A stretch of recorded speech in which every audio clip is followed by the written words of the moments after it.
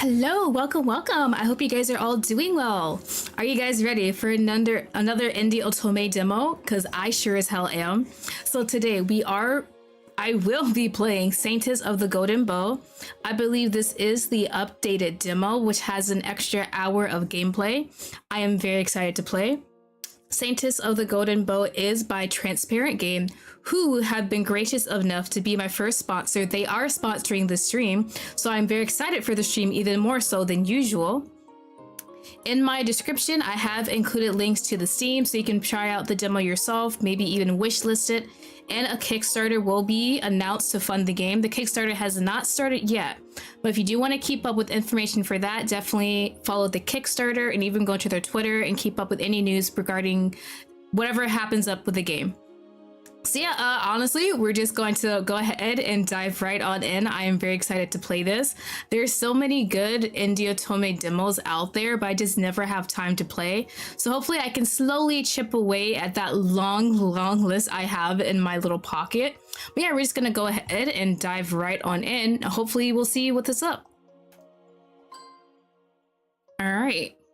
Okay, so notice, other than the first two scenes, the game is partially voiced during CGs only. Gotcha. Just my luck. Ah. Why does it have to be pouring now? Okay, so MC does have a voice.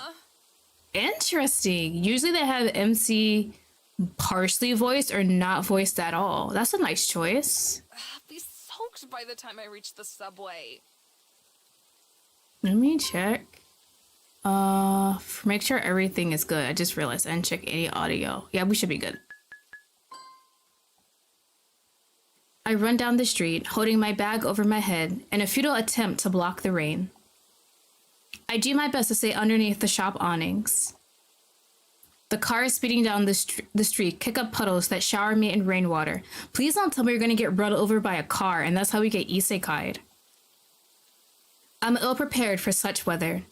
I didn't even take a hoodie with me, let alone an umbrella. The damp cold seeps into my body, making me shiver. This day sucks. My boss yelled at me again, and I had to cover for my sick coworker on top of doing my own tasks. An office job sucks. I recently graduated from college and got this boring job where all I do is call people to sell them beauty products. Ah, so it's an office job, but it's more like phones, like a call center? Life sucks. It hadn't taken me long to tire of the monotony of adult life. I just want to curl up under a blanket and read web novels. Me too, honestly. I wish I could do that all day, every day. Speaking of which, I got a notification on the web novel app that my favorite book was updated. Being the heroine of a fantasy romance novel would be such an amazing life. Fighting to save a kingdom from impending doom, wielding magical powers, and falling in love with a hottie. I should take a look at the app. Do not tell me she gets hit by a car while looking at the app. Please, look across the street before you walk. I pull out my phone and unlock it. I open the app, looking at all the updates. I've got so much to read on the subway. Looking forward to the next story, I run through the crosswalk. No, please. What? By the time I look up to see the light was actually red, not green, it's too late. Oh my god, honestly, that would be a reason for how I would get isekai'd. I'm in the middle of the crosswalk with a truck driving straight at me. Should I take a step back or run forward? Quick, wait, does it matter which way? Thanks, Celine. I take a step back. And we don't make it. Okay. It hurts. The pain, it's excruciating. My whole body hurts so much. Until I suddenly stop feeling anything anymore. The absence of pain brings me relief. I let my life go. So she just said, okay, I guess it's my time. The next thing I know, I'm floating in a cotton-like substance. I feel comforted, safe even. Have I really died? Am I in heaven now? But I wanted to read the last chapter of my favorite author's new web novel. Now I'll never find out what happens to the heroine in the end. A chuckle escapes me, a loud sound in this quiet place. I'm pathetic, aren't I? I died, and now I'm just thinking of my hobbies, not my parents or my friends. Not that I had a great relationship with anybody anyway. I was quite a loner. What is that sound? Is that heaven? In the emptiness, I can hear someone singing. An angelic voice is calling to me. You must fight on. Oh, hello, sir. Who are you? I must? But I'm dead. I don't have to do anything. Suddenly, I feel a pull. My soul gets grabbed and yanked towards a golden whirlpool. I scream, but no sound comes out of my mouth. I close my eyes, the shifting reality around me making me feel dizzy. When my senses return to me, the first thing I notice is the fresh scent of a forest. Okay, so it looks like at this point we have officially been isekai'd. Still not over. Truck-kun has another victim, and it is Celine. Interesting. I feel bad kind of laughing how she got killed because she was reading on her app. She was so excited to read. She didn't even look at the light correctly. We just got hit by a car. Not even a car, a truck. And I know that must have hurt like hell. But hopefully we got isekai'd into something good. Hopefully we don't have like a tragic backstory or anything. I open my eyes and look around. I'm in the middle of the woods. Lush canopies of trees above me sway gently in a light breeze. There's something heavy in my hand, and when I look down, I see that I'm holding a simple hunting bow. My feet, clad in riding boots, sink into the damp green moss of the forest floor. I'm out hunting, I realize. Wait, how is this possible? I just died and... It's been ages since I handled a bow. The last time I practiced archery was in middle school, back when my parents could still afford to spoil me. Okay, so we do have a background in archery. So like it gives us a one-up being in this new area. I also hadn't put on such high boots today for work, or these fancy pants, or this jacket. The outfit looks almost like it belongs in a Korean web novel. Who am I? Celeste? Where are you, Celeste? Somehow, I suddenly realize I'm supposed to be hiding. Hiding from what or whom, I don't understand. I only know I must seek cover. The urge to disappear from sight is so strong that I don't even question it. I find a thicket of bushes and dive into them, not caring that my outfit would get dirty or torn. From my hiding spot, I observe the situation, holding my breath. Ooh, hello, Mr. Red Hair in a ponytail too? A handsome man with red hair tied back in a ponytail runs towards me. He's wearing some sort of fantasy armor, and he has two thin swords on his hips. I recognize this person. This man is my knight, Levi Parenth. Wait, I don't have a knight. I'm Celine. I'm a 21-year-old simple office worker, fresh out of college with a job in sales. Is that really the whole truth, though? Levi turns left and right, searching for me. Celeste? Please, come out. Okay. Failing to discover me, he runs off. He just sounds very nervous and kind of scared. So she did say he's our knight, so he's supposed to be protecting us, but I'm not sure from what. I recognize this guy's looks from somewhere, and the name Celeste is familiar too. No. I couldn't have. Did I get reincarnated? Here? Out of all the books or games that could have been the setting for my reincarnation, why'd I had to end up in the BL tragic fantasy web novel? Why this one? Damn, BL to boot and we're a girl, so we def gonna get killed, right?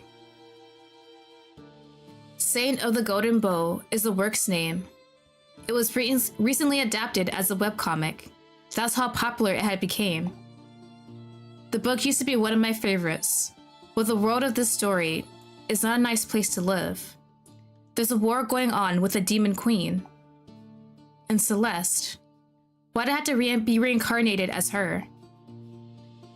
What I just witnessed was the opening scene of the book, before Levi is chosen to become the titular saint. He goes out hunting with his unrequited love, the lady he's serving. Oh. He's supposed to protect Celeste, but he loses sight of her at some point, and an ungodly sound makes the hairs of my skin stand up. Oh, what is that? It's kind of cute, though. Even though it might try and kill me. The creature that made the sound appears to my right. It's the ugliest thing I've ever seen. An abomination. A demon. The imp's leathery wings flap in the air. Then the creature flies towards me. It has spotted me. This is the moment when Celeste Decuries dies a miserable death to become part of Levi's tragic backstory. Oh, so we die very early on. But I just died for being hit by a truck. I don't want to die again. Especially not in a scripted event where I'm supposed to just fade away so I can serve as part of someone else's tragedy. Not doing anything to save myself is not like me at all. The imp is still far enough away from me to attempt to save my life. I have to act quickly. The monstrosity is coming closer and closer. My hands are sweaty, and my arms are shaking. I refuse to give up. Ooh. I want to girl boss it. We're gonna kill it. In my hands, I hold the key to my salvation. I pull out an arrow, draw back, and aim at the imp that's flying straight at me. I take a breath and release it, remembering what I was taught in middle school about archery. When I'm sure of my shot and know I can't delay any longer, I send the arrow flying. Did it hit? The arrow hits the demon straight in his ugly little head. Hell yeah, look at that, our first kill. One of many, I hope. With a final frightening sound, the monstrosity falls to the ground. I breathe heavily, collapsing to my knees. I did it! I thump my balled up fist against the ground, feeling the damp moss beneath my fingers. I breathe deeply again, taking in the smells of the gorgeous forests.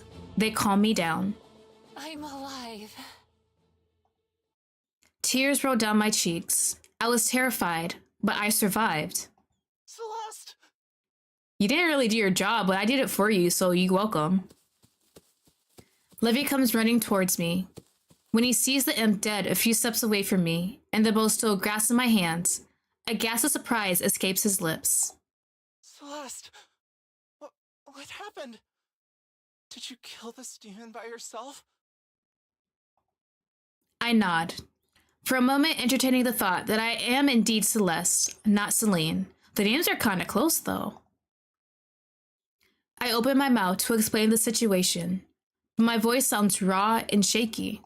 I killed the demon. I finally manage to whisper. Levi walks up to me and kneels down before me. My lady, can you walk? I give his question some thought, but I feel so weak. I wipe my tears away. I don't think so. I'll carry you. No, there's no need for... Levi takes me in his arms, bridal style. The bow slips from between my fingers. Ooh, bridal style already? Our close proximity is so embarrassing. I want to hide my face, but I can only do so against his chest, an option which is less than ideal. My bow. Don't worry about the weapon. I will return for your bow later. Right now, it's of utmost importance that I carry you back to the safety of the mansion. Ooh, a mansion. But it's... I still protest. Levi gives me a glare. No buts. Let me do my job, for once. I let out a long sigh and stopped resisting. Levy walks toward me where we left our horses, or so my memory as Celeste recalls. So I really am Celeste now, on par with the role of the Saint of the Golden Bow, even though I was supposed to die. So, what will my survival mean for the story now? Ooh, all washed up, my lady? Yes, I am good. Mia, hello, welcome, welcome. I hope you're doing well. After an awkward bath where I had to let my maid Linda wash me, I'm finally dressed in a nightgown and allowed to rest. My body feels weak. The shock of dying, reincarnating, then almost dying again finally take a toll on me. A loud yawn escapes my lips. I cover my mouth. I'm going to lie down. Is there anything else you need from me? I forgot I'm supposed to formally dismiss Linda whenever I want to be alone. She's Celeste's servant, after all. I'm good for now. I'll call for you later if I need anything. All right, my lady. Linda curtsies before me, and then she exits the room. I sink into the softness of the mattress, taking a good look around the room. This place has an undeniable, expensive, polished, fancy look. Somebody has tried very hard to make the atmosphere more feminine, and I know it wasn't Celeste. The Celeste the book mentions is quite the tomboy, caring little for girly things like dolls and decorations. Ooh, is it parents who decorated the room then? The game looks cute. Yeah, it's very cute so far. I'm digging the art style and the UI. She doesn't have good social skills. She lacks proper knowledge of etiquette, and she dances like an elephant. Instead, she's great at archery, hunting, and riding horses. However, this society deems all those activities inappropriate for a lady, and thus, she doesn't have many friends. Sounds so much like me in my past life. The only two people who really like Celeste are Levy, who, for some reason that isn't really explained in the book, adores his lady, and... twin sister? Celeste, are you alright? Yeah, Celeste's twin sister, Eurydice. The book also briefly mentions Eurydice as part of Levy's backstory, simply describing her as a more ladylike twin who loves pink and romance novels. I find Celeste's emotions for Eurydice in my heart, though. Celeste really cherishes her sister. Celeste? Eurydice notices that I'm staring at her with a faint smile on my face. I'm alright. Thanks for worrying about me. She rushes over to my bed, fixing the pillow under my head and helping me sit up. Well, of course I'm worried about you. You're my beloved sister. What would I do if I lost you? Aw. Ooh, I'm fine. I've been through worse. Levy was with me. Levy was with me, but he didn't really save me, so let's do the first option. I'm fine. I've been through worse. I quickly sort through Celeste's memories. Remember that time I saw Marquise Hall's prized mare and rode her into the woods until she threw me off? Then Father and Levy found me lying in a ditch? That doesn't sound like a fun memory, but alright. They looked for that horse for days. As though the missing horse is the most important part of the story. Your whole side was bruised, and you got ill from the cold and the damp. But you nursed me back to health, didn't you? Of course. Someone has to take care of you when you don't bother to take care of yourself. I give her a wide smile. Mission accomplished so far with pretending to be Celeste. I really would like to know what happened today, though. Oh, did we not tell anyone about the demon? Levy babbled about something... a demon? I'd like to know more too, for the matter. Ooh, not our dad. That's gonna be awkward, right? Hey, buddy! Father walks into the room without knocking or otherwise warning us of his presence. He has a stern look on his face, but that's just his usual expression.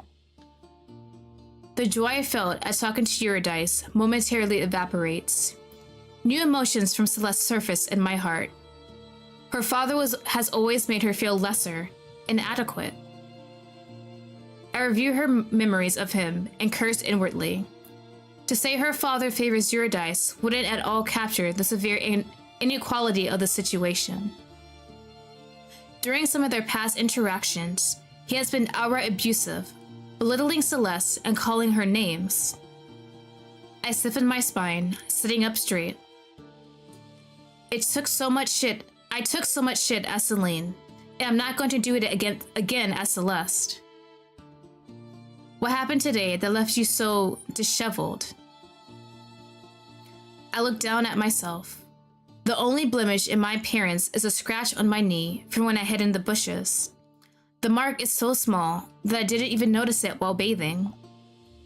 Otherwise, I'm wearing a fresh nightgown and all cleaned up. There's nothing disheveled about me. I give Father a defiant look. As you can see, I'm fine. Thank you for asking. Father huffs. You and your sister's 18th birthday is in 3 days. Ooh, so something definitely might happen on that birthday then. We're leaving for the capital the day after tomorrow. If you're not healed up and in top form by then, I'll be up and running by tomorrow. My body feels tired and heavy, but it's nothing a bit of sleep can't fix. I see Eurydice scoot slightly to the left, as if taking a step away from Father's negative energy. You better be. I don't want you to ruin the Golden Bowl ceremony for your sister. Ooh, oh, that's gonna be awkward. Because I definitely know the Golden Bowl is not going to be given to our sister, is it? It's going to be given to us. Oh, that's not going to be fun, is it? Alright then, we'll see. You're forbidden to leave the mansion for the next 3 days. I open my mouth to tell him off, but my eyes land on Eurydice. She shakes her head slightly. To honor her wishes, I decide not to agitate Father any further. Alright. I nod. I don't feel like I'm going hunting or horseback riding anyway. Someone would quickly notice that I'm not as good at those activities as Celeste should be. I'm still not sure how much of her skills I can access for myself. Levi set me in front of himself on his horse to return us to the mansion earlier, so I have no idea if I actually know how to ride a horse myself. I only rode a horse once or twice as Celine when I was a kid. Not nearly enough to match Celeste's experience. Now tell me what happened.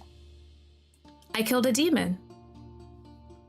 Both Father and Eurydice let out gasps of surprise. You what? Levi said you two had encountered a demon, but I assume he was the one to kill it. I shake my head and smile. I shot an imp with my bow. What was such a monstrosity doing in the middle of Lokari Empire lands? We're far from the war front. Alright, so there is that war with the Demon Queen, but it looks like we're pretty safe in our current area. The imp was conveniently there to kill Celeste for Levi's tragic backstory. I want to tell the truth, but of course I won't. Father and Eurydice would take me for a madwoman if I babble about them being characters from a novel. I don't know, but the monster attacked me, so I killed it. I shrug, like my actions were nothing out of the ordinary. After all, in the face of danger, it's kill or be killed. Father sits down on the chair next to the entrance of my room and hides his face in his hands. I mean, it's dead, you should be happy, right? I knew my daughter wasn't much of a noble lady, but this. He mumbles loudly enough for both Eurydice and I to hear him. My sister and I share a smile. Where was your night when the demon attacked you?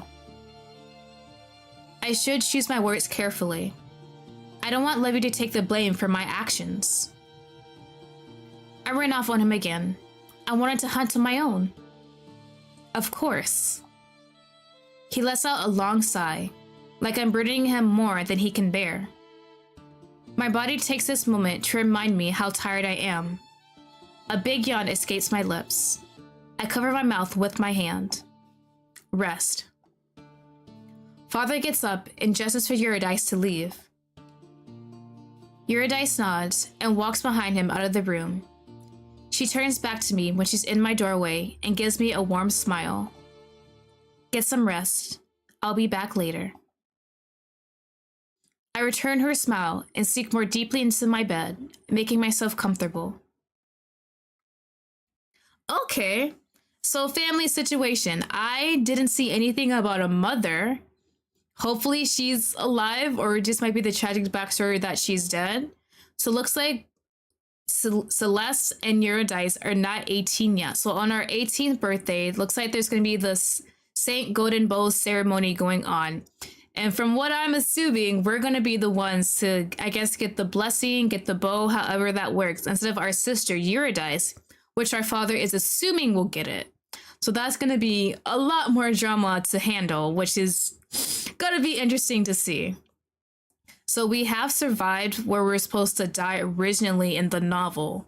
So now I'm very curious how that's going to change the events going forward, since the father assumed the sister would get the bow. So I'm assuming in the original timeline she did too, since obviously we died, but now we're alive.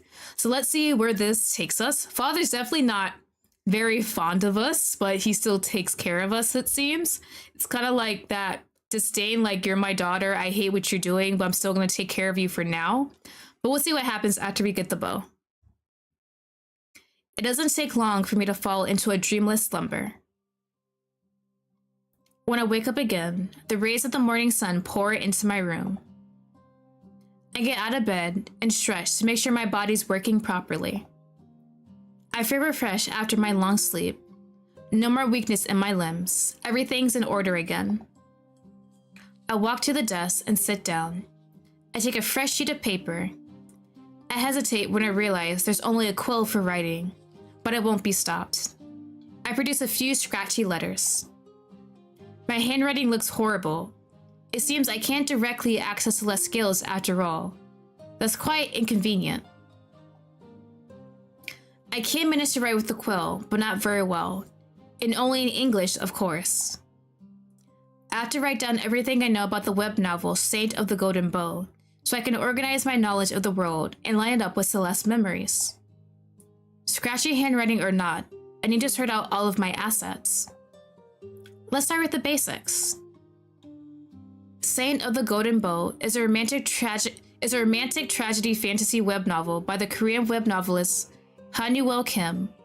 I read the English translation in one of my favorite web novel and comic apps. The story was supposed to be turned into a webcomic and had promo art, which is how I was able to recognize Levy immediately. His design in the artwork even had him in the same outfit he was wearing on the day of the demon attack. Maybe I should also write down. Okay. Let's go through everything. So this should give us a good, clear answer of what this world is and everything that we know, so we can use that information moving forward. What a web novel is. I scratched down web novel in big letters. Oh, it's a lot. Okay, since the beginning of the 21st century, web novels have been immensely popular in South Korea. A web novel is a novel first published on the internet. Readers unlock chapters and interact with what they are reading by posting comments. Web novels tend to be very long in order to maximize engagement. Saint of the Golden Bow was an exception. It wasn't that long of a book, but it still got over 100 chapters. It was translated to English and published on one of my favorite web novel and comic apps. I was grateful for the chance to read it in English, as I don't know Korean. Okay, so the webcomic. So we only knew who Levy looked like, so the webcomic didn't have an actual chapter out yet, is what I'm assuming. I pinned down webcomic in big letters on my sheet of paper. Webcomics are often adaptations of web novels. Each episode is published on a reading app as a long vertical strip. Some even feature music composed specifically for the chapters, but those are rare. Unlike other Asian comics like manga, webcomics are in color. They are published digitally too, though sometimes they also end up being printed as books. There's a very popular genre of webcomics right now called otome isekai. In those stories, a girl from Earth dies and is reincarnated as a character in a visual novel or web novel. Sounds familiar, doesn't it? I let out a long sigh. I've been isekai'd, haven't I? You're living my dream though, so be happy for that. Not as a villainess, though a bad character, like in most of those stories. Instead, I'm what is referred to as an extra, an insignificant character. Maybe that's for the best. After all, being a minor character means I couldn't have messed up the story too much by avoiding my planned death in the plot. We're assuming so, but that gives Levy his tragic backstory, and I'm assuming that motivates him in the main story. Only time will tell. Definitely know what BL is. I scribbled BL on the paper. Boys Love is a genre of Asian media that centers around relationships between two men, but is geared towards a female audience. It's romantic and simply wonderful to watch two men fall in love with each other. I'm really such a simp for a good BL romance. Alright, so we got the basics. Alright, nothing else. I've got the basics, and that's enough. Hopefully it should be enough until we have to leave for the capital. I get up for a moment and wander over to the mirror. I touch a hand to the glass. A design of Celeste wasn't included in the promo art. I take in my new features: purple hair and pink eyes, a slender figure. There's no denying it. I'm really not Celine anymore. The understanding that I've reincarnated into the novel finally settles in my mind. I feel calm. Calmer than I ever thought I would be as something out of a novel suddenly changed the course of my life. There's no fighting the reality, is there? As strange as the situation is, I'm Celeste, and I have memories, but somehow I'm Celine as well, equipped with knowledge of this world that Celeste never had. I walk back to the desk and sit down to continue organizing my thoughts. Maybe after I process everything, I will break down and cry about my fate. Right now, however, I don't feel like moping around. Instead, I want to fight for a better fate. Back to Saint and the Golden Bow. The book starts with Celeste's death event. Levy was in love with this lady for years, but the actual love interest of the story is Prince Noah. Ooh. So Levy might not get with Prince Noah if we're still in love. That love for us is still there. There's something tangible with it. Celeste has to die at the beginning of the book to make Levy feel at his lowest when the Golden Bow chooses him as the saint. Why didn't Celeste save herself if she was said to be great at archery? Convenient plot device is what it seems like. They wanted to give him a tragic backstory and they just had to kill her off in some way. It was possible for me to use my mediocre skills to defeat the demon. Must be book logic. She had to die for the story and the Saint of the Golden Bow to proceed the way it did. Soon after Celeste's death, Levy's quest to save the Lokari Empire from the Demon Queen begins. However, he doesn't go alone. Noah, as well as High Priest Elijah, the second love interest, both accompany him on the journey. Noah and Levy fall in love. Elijah falls in love with Levy too, but Levy chooses Noah.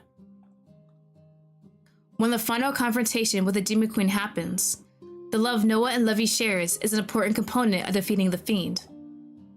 Through their love, the magic of the weapon becomes stronger. However, this story is a tragic one. Even though Levy defeats the Demon Queen, he perishes in the process. Well, damn, really? He dies in the end? Noah and Elijah live on, and peace returns to Lokari Empire. Okay, so can we make sure he doesn't die this time, since we're here? I remember crying at the end of the book and cursing the author for writing such a beautiful yet heart-wrenching tale. I've reread the novel twice. Saint of the Golden Bow is really one of my favorite stories. I still don't appreciate being reincarnated into this world though, especially not as Celeste, whose only purpose in the story is to add angst to Levy's life. I didn't die when I was supposed to though, and now the story has continued regardless. I wonder how many things will change now because Celeste is alive. Will Levy still be able to fall in love with Noah despite the fact that I'm still here? He seems pretty hung up on Celeste after all. I look into Celeste's memories to examine her feelings about Levy. I sense a mix of emotions: anger, awkwardness, desperation. Celeste didn't like to be on the receiving end of Levy's feelings. She badly wanted him to stop looking at her with romantic intentions. Ooh, that hurts even more. Does Levy know that? What Celeste really needed was to have a friend in him, not a lover. As a noble lady, she especially found his feelings for her inappropriate. She even tried to set him up with other people of various genders who were in his station.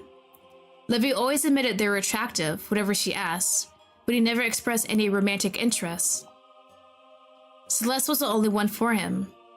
Levy's responses frustrated Celeste to the point that she tried her best to get away from him, which ultimately led to her death. What a sad relationship. I can't quite hate Celeste for being cold to Levy, but I know her distress about his love for her. But at the same time, I do pity Levy. If Levy was this obsessed with Celeste, how had he moved on to Noah so quickly?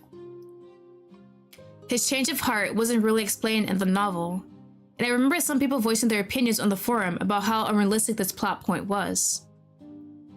I had always ignored those complaints because I really adored the Noah and Levy relationship. Celeste would surely have disapproved of it though, considering the boys had vastly different positions in society. But the forbidden aspects of their romance was what had made everything more exciting to me as a modern reader. I really want my ship to sail and for the boys to get together. But I don't know if that outcome is possible with Celeste still being alive. Levy was clearly at least bisexual, judging from his response to the romantic candidate Celeste had presented to him. But that fact didn't matter if he was unwilling to consider any other lovers. Maybe he would still change his mind if he met Noah. Maybe it'll be a greater love, one established at first sight. If Levy and Noah don't fall in love at the end of the quest, will Levy still be able to defeat the Demon Queen? Ooh, that is a good point too. I shudder. What if I'd broken the story beyond repair by avoiding my demise? What was I supposed to do though? Just die? That's not like me. I'm a fighter. Maybe I can change the story even further so that Levy can still survive the final encounter. I have no idea how to make this plan work, but maybe opportunities to influence the world further will present themselves to me. After all, though the thought is chilling, what's happening here isn't just a web novel story. Saint of the Golden Bow is my new reality. Okay, so looks like Levy's romantic feelings for Celeste wasn't just basic things. He was obsessed with her. He admitted other people were attractive, but he would not let up his love for her go. And Celeste was uncomfortable with that. She wanted a friend, and it seems like she really adheres to the whole, what was it, the chain system, the caste system, however you want to say it. The hierarchy, that's the word. The hierarchy of the world that they're in. She's a lady and he's a knight. That's deemed inappropriate. They are on the same standing. And she would have disapproved of him going with Noah because Noah's a prince and Levy's a knight. That's big difference in their hierarchy. So that's interesting to see.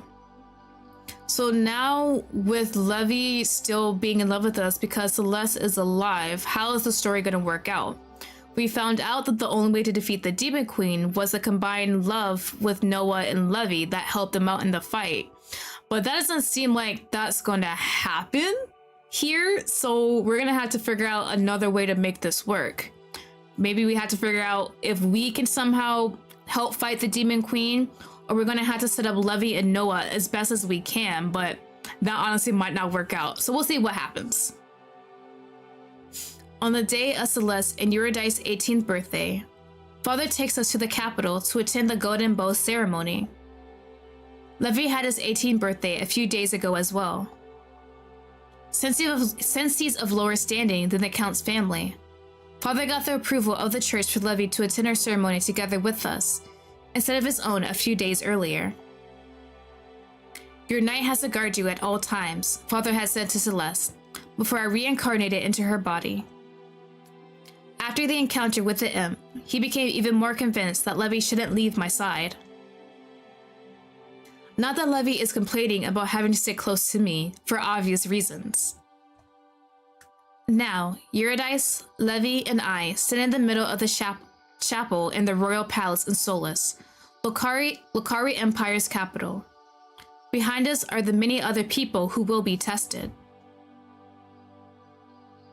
Before us, the High Priest Elijah Sorin takes a spot behind the titular golden bow, the fabled artifact that will choose the saint one day. I know that today will be the day, since Levy is the one who will be chosen. I eye the bow with suspicion. Light reflects off its golden-covered surface. The design is pretty and elaborate. Looks like a pain in the ass to use as a weapon. Too ornamental for my taste. We are all gathered here today to see if the golden bow, the weapon given to us by our Lord to help us one day defeat the vile Demon Queen, will finally choose its saint. On this beautiful morning, when the sun's rays fall through the windows of our chapel, let us give our gratitude to the Lord. He has given us means to end the war that has been raging for so many decades. I've never been particularly religious, even in my past life. I especially don't believe in a fantasy god, but... Let us give our gratitude. Let us give our gratitude. When Eurydice and Levy bow their heads and say the words of a prayer, along with all the other people in the hall, I mumble the words as well. Let us give our gratitude. She doesn't sound happy at all.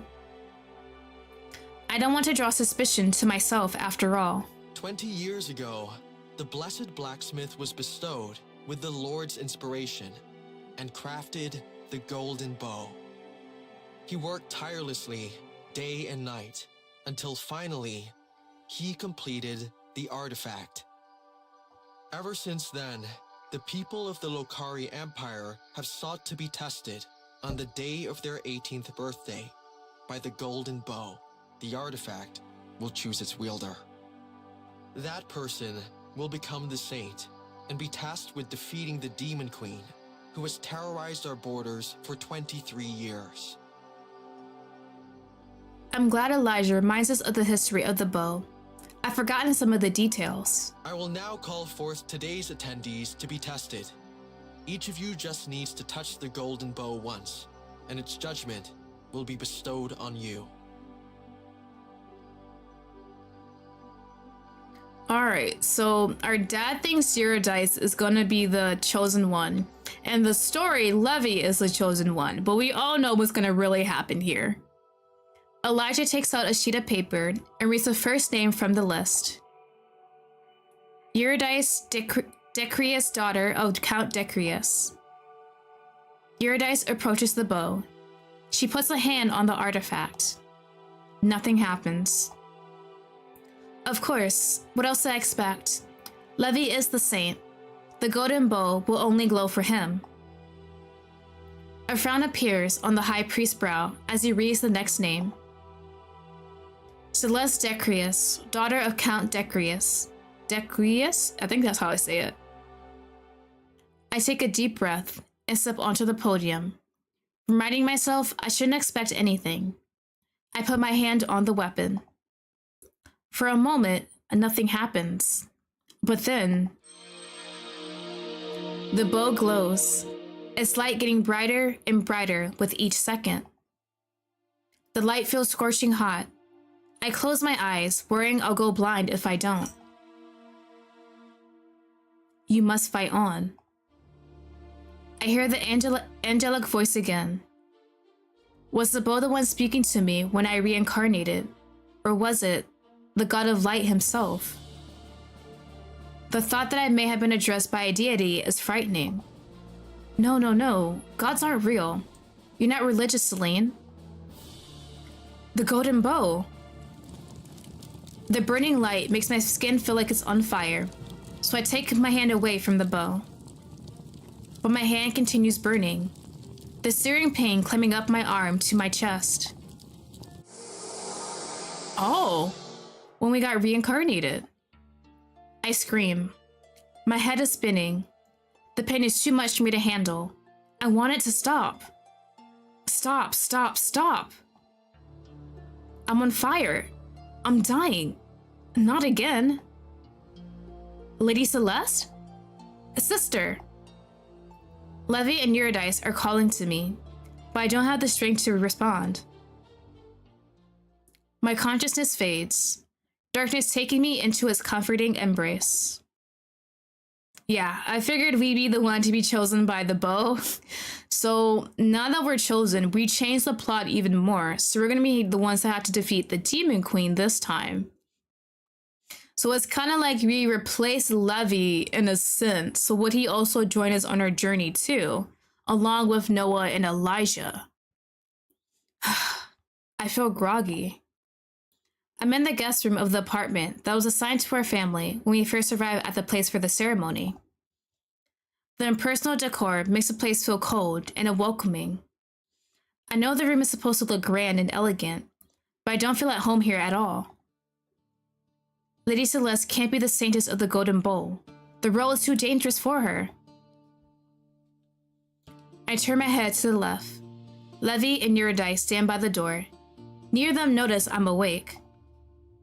Just imagining her going on the dangerous quest to defeat the Demon Queen makes me terrified for her life. We have to stop the church and Empress from declaring her to be the Saintess. Levy. It's not for us to decide who the Saintess is. Neither is it the choice of the church or the Empress. It's the God of Light who singled out Celeste to be the savior of our empire.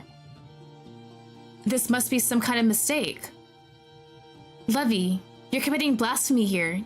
You can't go against God's wishes. But Lady Celeste is... Look, I know you're worried for my sister, but please mind your words. If someone other than me hears your opinion about God's choice, you may get in trouble. Looks like it's kind of final. He can't do anything about it. So, I really am the Saintess of the Golden Bow. I speak up, not believing my own words. Levy and Eurydice turn to me. Eurydice runs up to the bed and takes my hand in hers. Celeste, you're awake. How are you feeling? Fine, I think. Just a bit tired. You really scared us in the chapel. You screamed like someone was tearing you apart. The light of the bow entered my body. It felt like it was burning me. That sounds horrible. Tears well up in Eurydice's eyes. I squeeze her hand, trying to comfort her. I glance behind her to where Levy still stands by the door. He has a defeated look on his face when he notices me watching him. He finally approaches the bed, standing behind Eurydice. I can't be the Saintess. I was supposed to... I cut myself off when I realized I almost just said that Levy was supposed to be chosen as the saint. I can't tell them what happens in the book. They don't even know they live in a fictional world. Friendship ended with Magical Girl. Saintess is new to her. Yes, I have to be a Saintess now, so hopefully it works out for me and I can defeat this Demon Queen. For some inexplicable reason, the Golden Bow, or the God of Light himself, has chosen me instead as the savior of the Lokari Empire. I don't think I'll do a good job, but I will try. Why me? I ponder out loud. I'm confused. I don't want to be the Saintess. Why has the story changed so suddenly? Only did my best to survive. Did the fact that I wasn't slain by the demon really create such a severe butterfly effect? Or had I already been chosen at the moment of my reincarnation? I remember the angelic voice of the bow, sounding just like the voice I had heard after dying in the incident at Celine. I'm sure you do fine. You're excellent at archery. Well, I'm not that good. I don't think I can kill a demon queen, but thank you for the confidence. Eurydice smiles through her tears, trying to reassure me. I'm not as confident about my fighting skills as Eurydice is.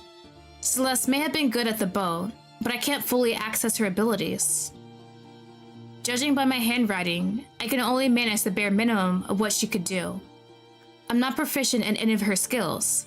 Oh, we need to have a training arc then. I only know how to use the bow somewhat from my experience as Celine at middle school. Ugh, this whole situation is so depressing. I mustn't lose heart. I may have to stay strong and face the fate head on. So what's going to happen to me now? The Empress has summoned you for an audience, 3 hours from now.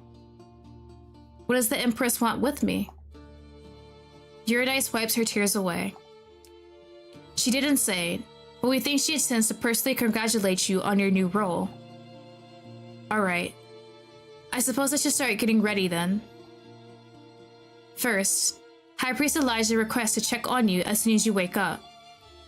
Check on me? With his light magic. He wants to see if your body and mind are alright after being touched by God's grace. I'm feeling okay, but I suppose I shouldn't turn away a member of the church. Not complying with their wishes might be dangerous now that I'm somewhat part of their organization. The reality is so overwhelming that I really prefer to be alone now, but there's no time for me to mull over what had just happened. The chance to break down will come later, after everyone goes to sleep. Oh God, please, we need time to fully process everything that has happened to us in these past few days. Okay. You can tell the High Priest I will see him. I'll bring him here then. Levy turns around and walks out of the room in long strides. Eurydice gives me a comforting smile. Everything's going to be okay. I hope so too. Silence falls between us, but it's a cozy, warm kind of quiet. I get the feeling that, no matter what happens, Eurydice will support me. I envy Celeste for having such a great sister and friend. I should use this opportunity to ask Eurydice some questions about my situation. I'll just have to be careful about how I broach the topics. I don't want to reveal my jumbled knowledge about the world. Okay. Let's ask everything. So what does it mean to have the role of a Saintess? The Saintess is the fourth most important person in the Lokari Empire. After the Empress, her Emperor Consort, and the Crown Prince. Ooh, Emperor Consort! So the Empress has a harem? I'm kinda liking that. You're on par with the head of the church, the High Priest. Am I a part of the church now? You're not a priestess, if that's what you're asking. You're still a noble, so you can marry someone of noble standing if you'd like. You're not sworn like the clergy to only marry within the church. Ah, I do remember this subplot regarding Elijah. He was unable to be with Levy because Elijah was only allowed to marry someone from the priesthood. Forbidden love, a popular trope. It was an unusual plot point for a web novel to explore. A religious figure falling in love. Still, people had to admire the author for bringing something different to the table, even though the main ship had remained Noah and Levy. Marriage. That feels so far away. You're 18 now, so father will probably help us find suitable suitors soon. I would like to marry for love, if at all possible. Love. Love was one of the components needed to defeat the Queen, Levy and Noah's love. Would I have to fall in love with someone now that I was the Saintess? I hope I'll have enough time, if that's really necessary. I'm not someone who falls in love easily. Wait, does that mean I have to pursue one of the guys? Do you have someone in mind for marriage? Huh? Maybe. You can tell me. I'm not gonna tell anybody. Maybe another time. I'm not ready to admit it myself. I chuckle. Eurydice is adorable when she's shy. Okay, so how long has it been?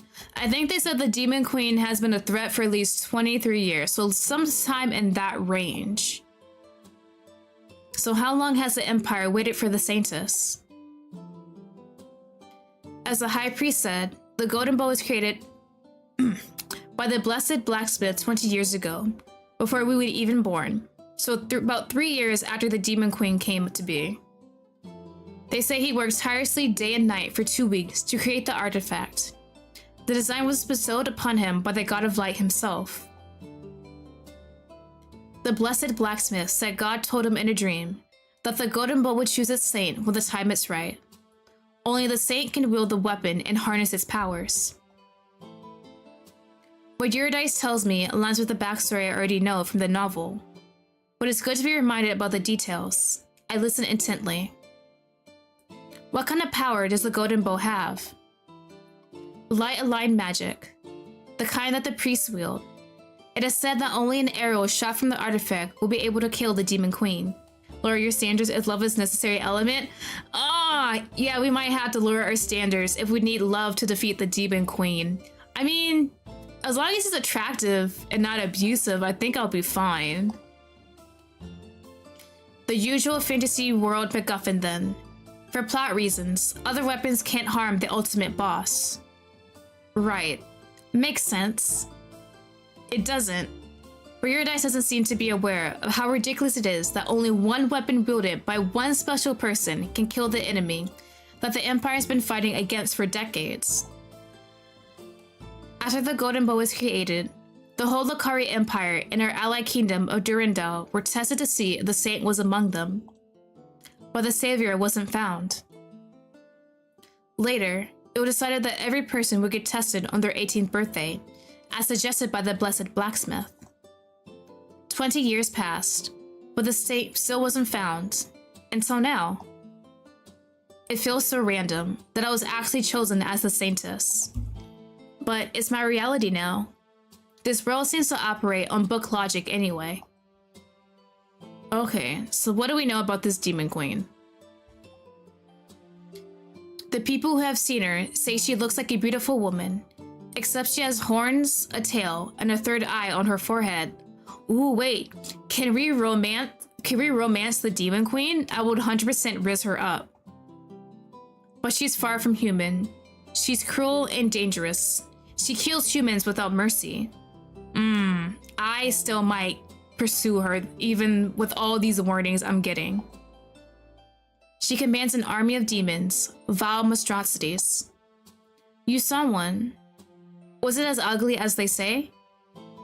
It wasn't that bad to look at it. It wasn't pretty, but it wasn't horrible looking. The imp wasn't pretty, that's for sure. The war has been going on for 23 years now. Over that time, 1/3 of Lottie's empire, lands to the east, have been ravaged by war and infiltrated by the demons. Riz the Demon Queen? Yes, I will definitely riz her up and get the evil ending. We'll rule the world with the Iron Fist together. They leave only ruins behind when they take over a town. Their fire is said to be ever burning. You have to travel east to defeat the Demon Queen. She's taken up residence in the Clomon Castle.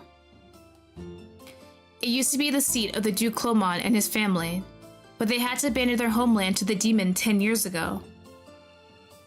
That news doesn't make me want to go to the border at all. It'll be like walking straight into the maws of the enemy. I fear you won't have the choice in the matter. The Empress decreed long ago that once the saint or saintess was found, they would immediately embark on the quest to defeat the Demon Queen with a party of the most capable fighters. Immediately? Goddamn! We do not have any fighting skills at all. I don't get a training arc at least? Like, give me a week at least for something, build up some stamina. A quest, huh? Sounds like a story from a role-playing game. Not that I expect anything else from this book world. Levy went on this quest as a saint after all. I just hope we won't have to leave too soon. I think I'll need some time to learn to wield the golden bow and to accept the whole situation. I'm sure the Empress will understand. Okay, no more questions. I think we got a gist of the situation right now. Those are all the questions I have, for now at least. Thank you for helping me sort through everything, sister. Eurydice gives me a bright smile. That's what I'm here for. One thing's certain.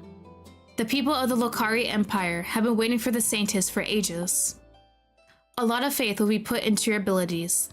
A lot will be expected from you. I don't envy you. If I could, I would share this burden with you. Thank you.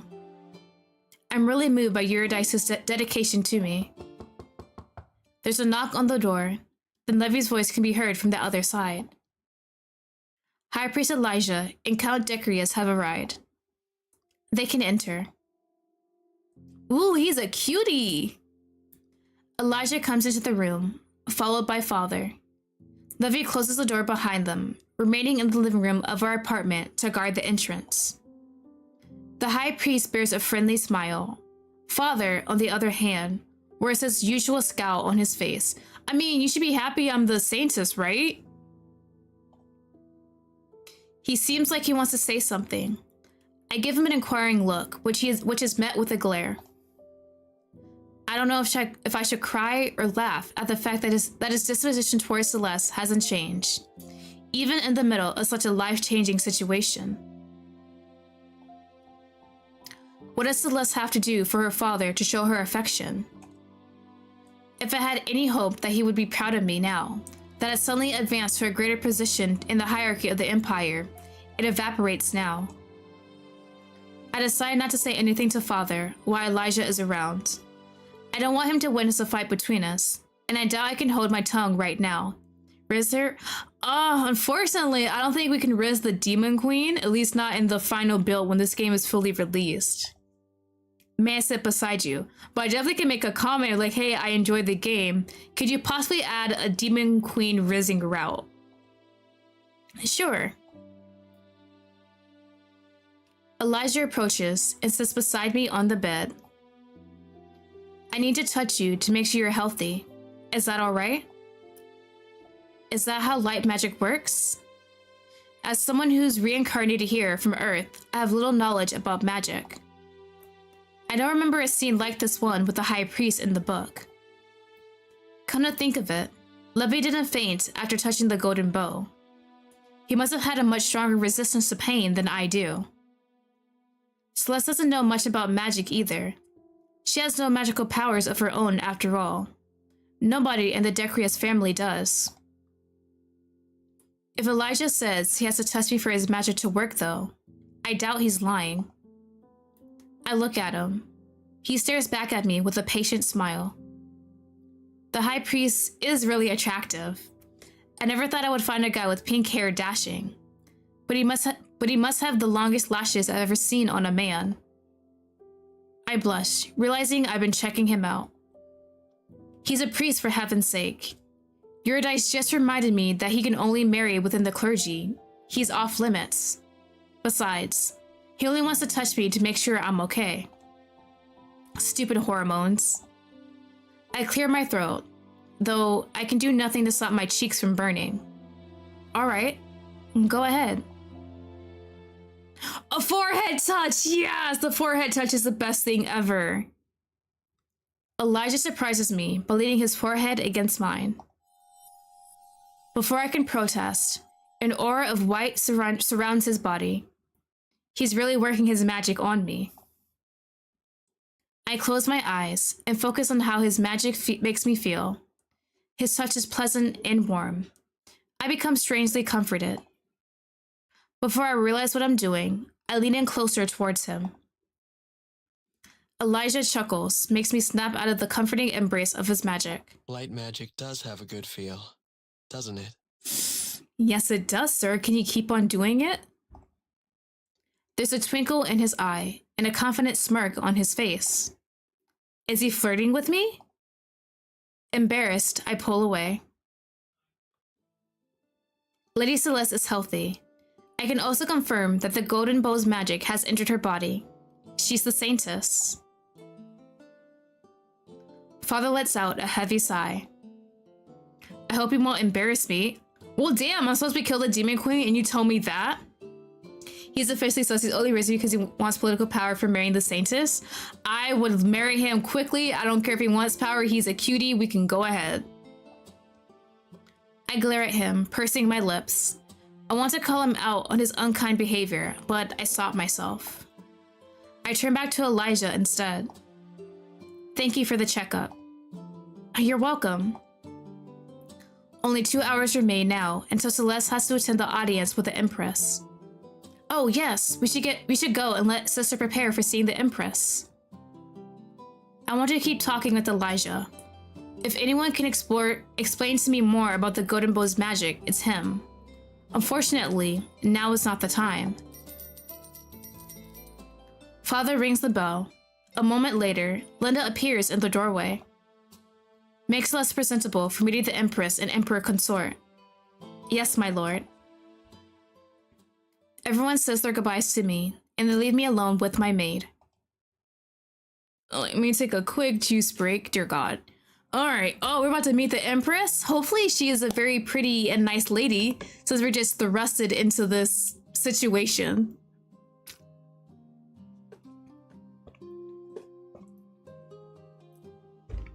Okay. I follow a step behind Father. We walk through the corridors of the palace to the throne room where the Empress and the Emperor Consort are waiting for us. As I watch Father's back, I feel Celeste's resentment for him resurface. No resentment isn't a strong enough term to describe her feelings. Celeste hates her father. Not without reason either. What he's done to her over the years is something I can only describe as pure abuse. He's belittled her constantly, both in public and in private. His favorite title for her is his no-good daughter. He always made her feel like she is less than Eurydice, unworthy of his praise. The only time he ever pulls his attention away from Eurydice is when Celeste misbehaves. Oh, so the mother did die, okay. Celeste's mother died when the two girls were young. Celeste has no memories of her and no one to shield her from her father's wrath. Maybe that situation is why Celeste is always out hunting or horseback riding, taking herself away from father and her duties as a noble lady. And Levy, he has watched Celeste suffer at father's hand. I have a memory of him standing up for his love, and father having him flogged for it. Dear God, yeah, our dad's a piece of shit. After that event, Celeste forbade her knight to ever act in her defense again in front of her father. Levy protested, but Celeste insisted, using her authority as his noble lady to make him agree. In the years that followed, they both suffered. Celeste from her father's abuse, and Levy watching his love in pain. How could I not hate Celeste's father for his disgusting behavior? A pang of loneliness shoots through my heart. My parents never abused me, but I wasn't from a picture-perfect family either. There was a lot of fighting between mom and dad before they finally divorced. I was 14 when they parted ways, and had a lot of trouble accepting that the situation wasn't my fault. I tried to help them fix their broken relationship before the divorce, but they didn't believe their marriage was worth saving. Eventually, everything fell apart regardless of my efforts. Ever since then, I've had trouble trusting anybody enough to fall in love. I had a boyfriend in high school, but he broke up with me because I was too cold and emotionless towards him, his exact words. At that time, I just didn't know how to show love or if I should even be open about my deep feelings for him at that early stage of our relationship. Both Celeste and Celine have their own baggage. Still, I was fighting it very hard not to talk back to father whenever he was rude to me. Celeste had long since given up on their relationship and simply chose to ignore his outbursts, but letting someone belittle me wasn't my style. I realized father had stopped walking when I almost bumped into him, stopping just in time to avoid the collision. High Priest Elijah. Hello again, Saintess, Count Decrius. Elijah nods at us with a soft smile. He looks me up and down. I fidget, uncomfortable with the attention. I'm not sure if he's checking me out or if he's just interested in the fancy dress Linda helped me change into. It is a beautiful dress after all. Then his eyes wander to Levy, and he looks at him with the same appreciation. Huh. Well, yeah, I guess that shouldn't surprise me. I know for sure Elijah is into men. After all, he was interested in Levy in the book. I decided to join you during the audience. We're happy to have you. Are you ready to enter? Ready as I'll ever be. Hopefully the Empress is very nice to me and she will give me some leeway to practice. Give me a training arc. I'm not. But then again, I'm not sure if I ever will be. Father nods in response to Elijah's words before I can protest. Let's enter. The guards in front of the throne room entrance open the door, and Father and Elijah enter the hall. I turn to Levy. Now, more than ever, I needed the support of someone who I know cares for me. Even though he doesn't really care for me, but the original Celeste.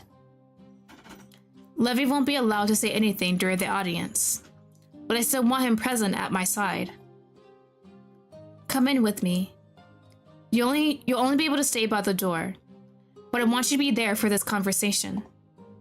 All right.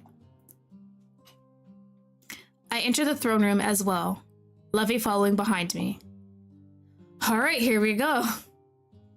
The Empress is sitting on her throne, and the Emperor Consort is lounging in the smaller chair next to her. Ah, there she is, and there's the Consort. Interesting. Okay. Empress Marielle is as radiant in person as she is in Celeste memories. Wearing a golden crown, she is the son of the Lokari Empire. Definitely has a whole golden, bright color scheme going on for her. Her husband, Emperor Consort Lucius, comes from the allied country, Durendal. He's called the Moon of the Lokari Empire. Ooh, I like the little back and forth with that. Looking at him makes me remember that the Lokari Empire's allied country of Durendal is a southern land, and thus its people have darker complexions. I come from the States, so finally seeing someone of color feels familiar and comforting. It reminds me of the fact that the novel was quite diverse for a book written by a Korean web novelist. Even though there aren't too many characters of color in Saint of the Golden Bow, the book introduces them in some important positions. And Noah, the main love interest, is mixed race. Oh right, because his parents, okay. When the Empress sees us approach, she gives us a bright smile.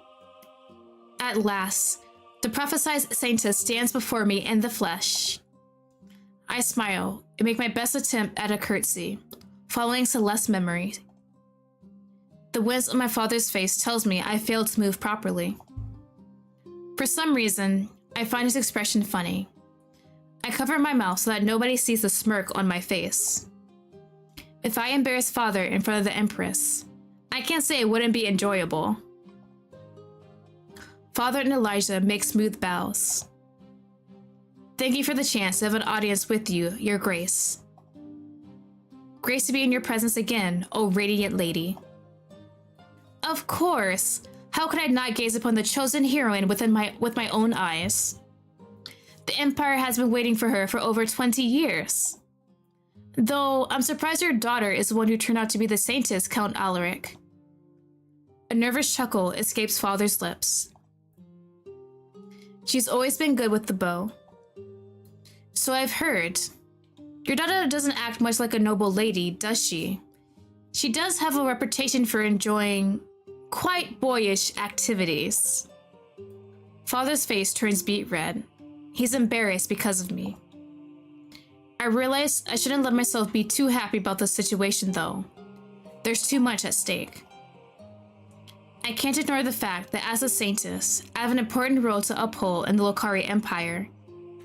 As Eurydice explained to me, I'm the fourth most important person in the hierarchy now. No pressure, haha. Hanzo main? Oh my god, haven't thought about Overwatch in forever. It seems the Empress finds me lacking as well, and having her, out of all people, displeased with me is not good. I mean, I'm trying. I'm the only Saintess you have, so you're gonna have to deal with me at this point. I remember Noah's plotline from the novel. The Empress sends him on the quest with Levy to defeat the Demon Queen, even though Noah is the heir to the throne. Or so he should be, since he's Empress Morella's firstborn. However, the monarch is a very controlling person. She doesn't want to give up the power of her throne to anybody, so she hopes to continue ruling through her child once she abdicates. Due to the law of the Lokari Empire, a person can only rule for 40 years before they have to pass on a role to another, so they actually have a time limit. Interesting. So how long has she been ruling? The Empress is aging, but based on what I know from the novel, her hunger for power over the years has only grown. She wants to keep her influence over the politics of the Empire. However, Noah, her heir, isn't someone who can be easily controlled.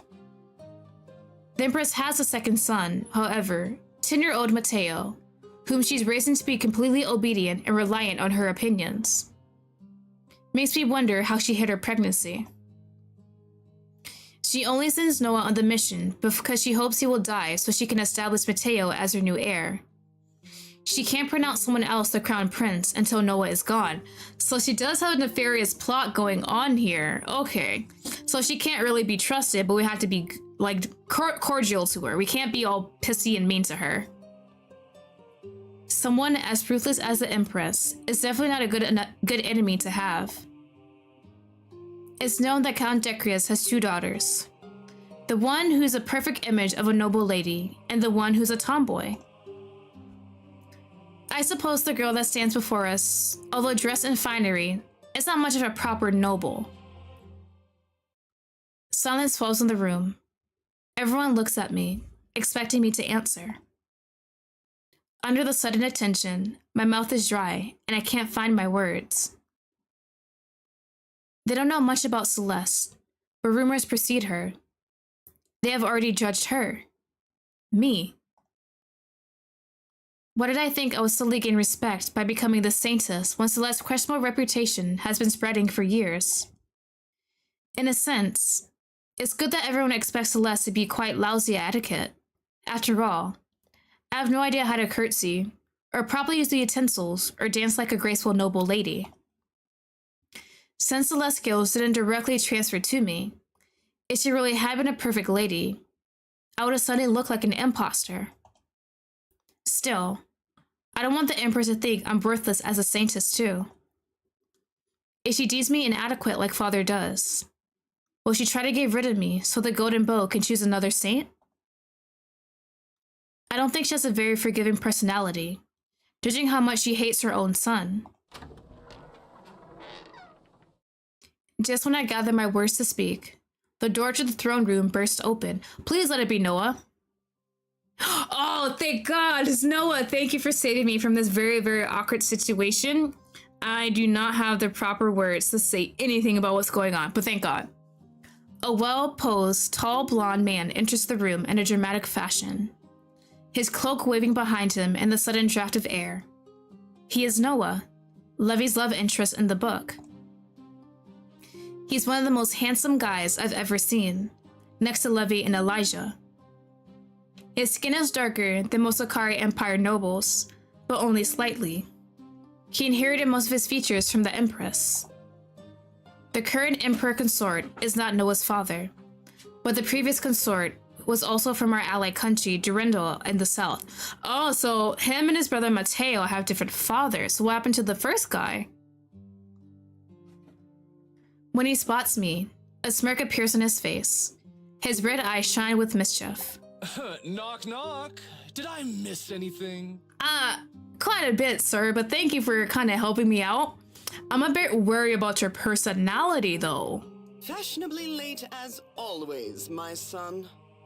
If I missed nothing, there was nothing to miss. This is the Saintess, right? Count Decrius's tomboy daughter. Decrius, that's what I said. Sarah, hello, welcome, welcome. I hope you're doing well. Is this one of the games on the Steam Nexus? It is, yeah, it totally is. Hopefully, everyone enjoys playing it, because I'm enjoying it so far. I hold back a groan. Even no one knows about Celeste's reputation? Yes, that's me. He's kind of hot. He definitely is. I love the whole blonde hair and red eye combo. And he's pretty cocky, which I kind of like. I like a cocky guy. You're good at archery, are you not? Better than you are at etiquette, at the very least. Okay, sir. Yes, I'm quite good with a bow. Probably not as good as Celeste was, though, I presume, judging by her renowned reputation. At least, I'm still good enough to shoot arrows with decent accuracy. I just need a bit more practice and remember everything I learned at middle school. Quite. Then you'll be perfect for the role of a... Oh my god. Hold on, I kind of like Noah a lot. I don't know why. I was thinking kind of like a very caring type prince, but this man has a lot of pride. He's very prideful. I can just feel it. How can you say that? If a lacking individual takes up such a high role in the hierarchy of the Empire... All the Saintess needs to do is shoot the golden bow and hit the Demon Queen straight in the heart. Then the war will finally be over.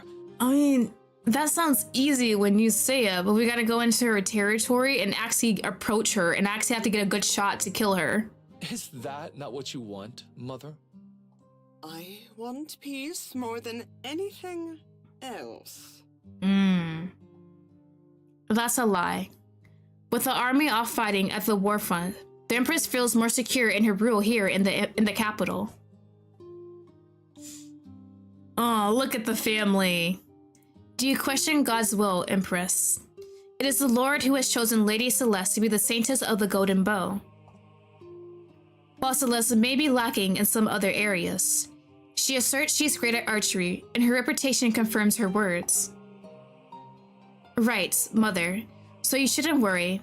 Lady Decorous will make an excellent Saintess. I wish I could share the faith these two have in me. Still, I have to maintain a confident front, so I put on my brightest smile. Please don't worry about anything, Your Grace. I'll defeat the Demon Queen and bring peace to the Empire. Empress Muriel gives me a long look. After a moment, the confident smirk that Noah inherited from her is back on her face. Excellent! There is nothing stopping us from proceeding with the mission to defeat the Demon Queen, is there? Like, now? Like, I gotta leave now? Noah, you will be the one leading the Saintess quest. Noah's eyes widen. He opens his mouth and then closes it. But You will lead the Saintess quest, and you will take 20 best men from the Palace Guard, the Mage's Tower, and the church to accompany you. And you will leave in a month. Oh, thank God, we have time. Okay, we got a month to practice up. Training arc. Okay, we're good. In a month? So soon? Shock makes my heart beat erratic. With my current archery skills, I'm nowhere near ready to defeat a powerful enemy so soon. Is there a problem? You said you're great at using the bow, and that's all you need to be a successful Saintess, right? The Empress has really turned the tables on me. I can't deny her words, and neither can Noah. After all, we're the ones who just made those claims to her. I simply thought we have more time to prepare. There is no more time.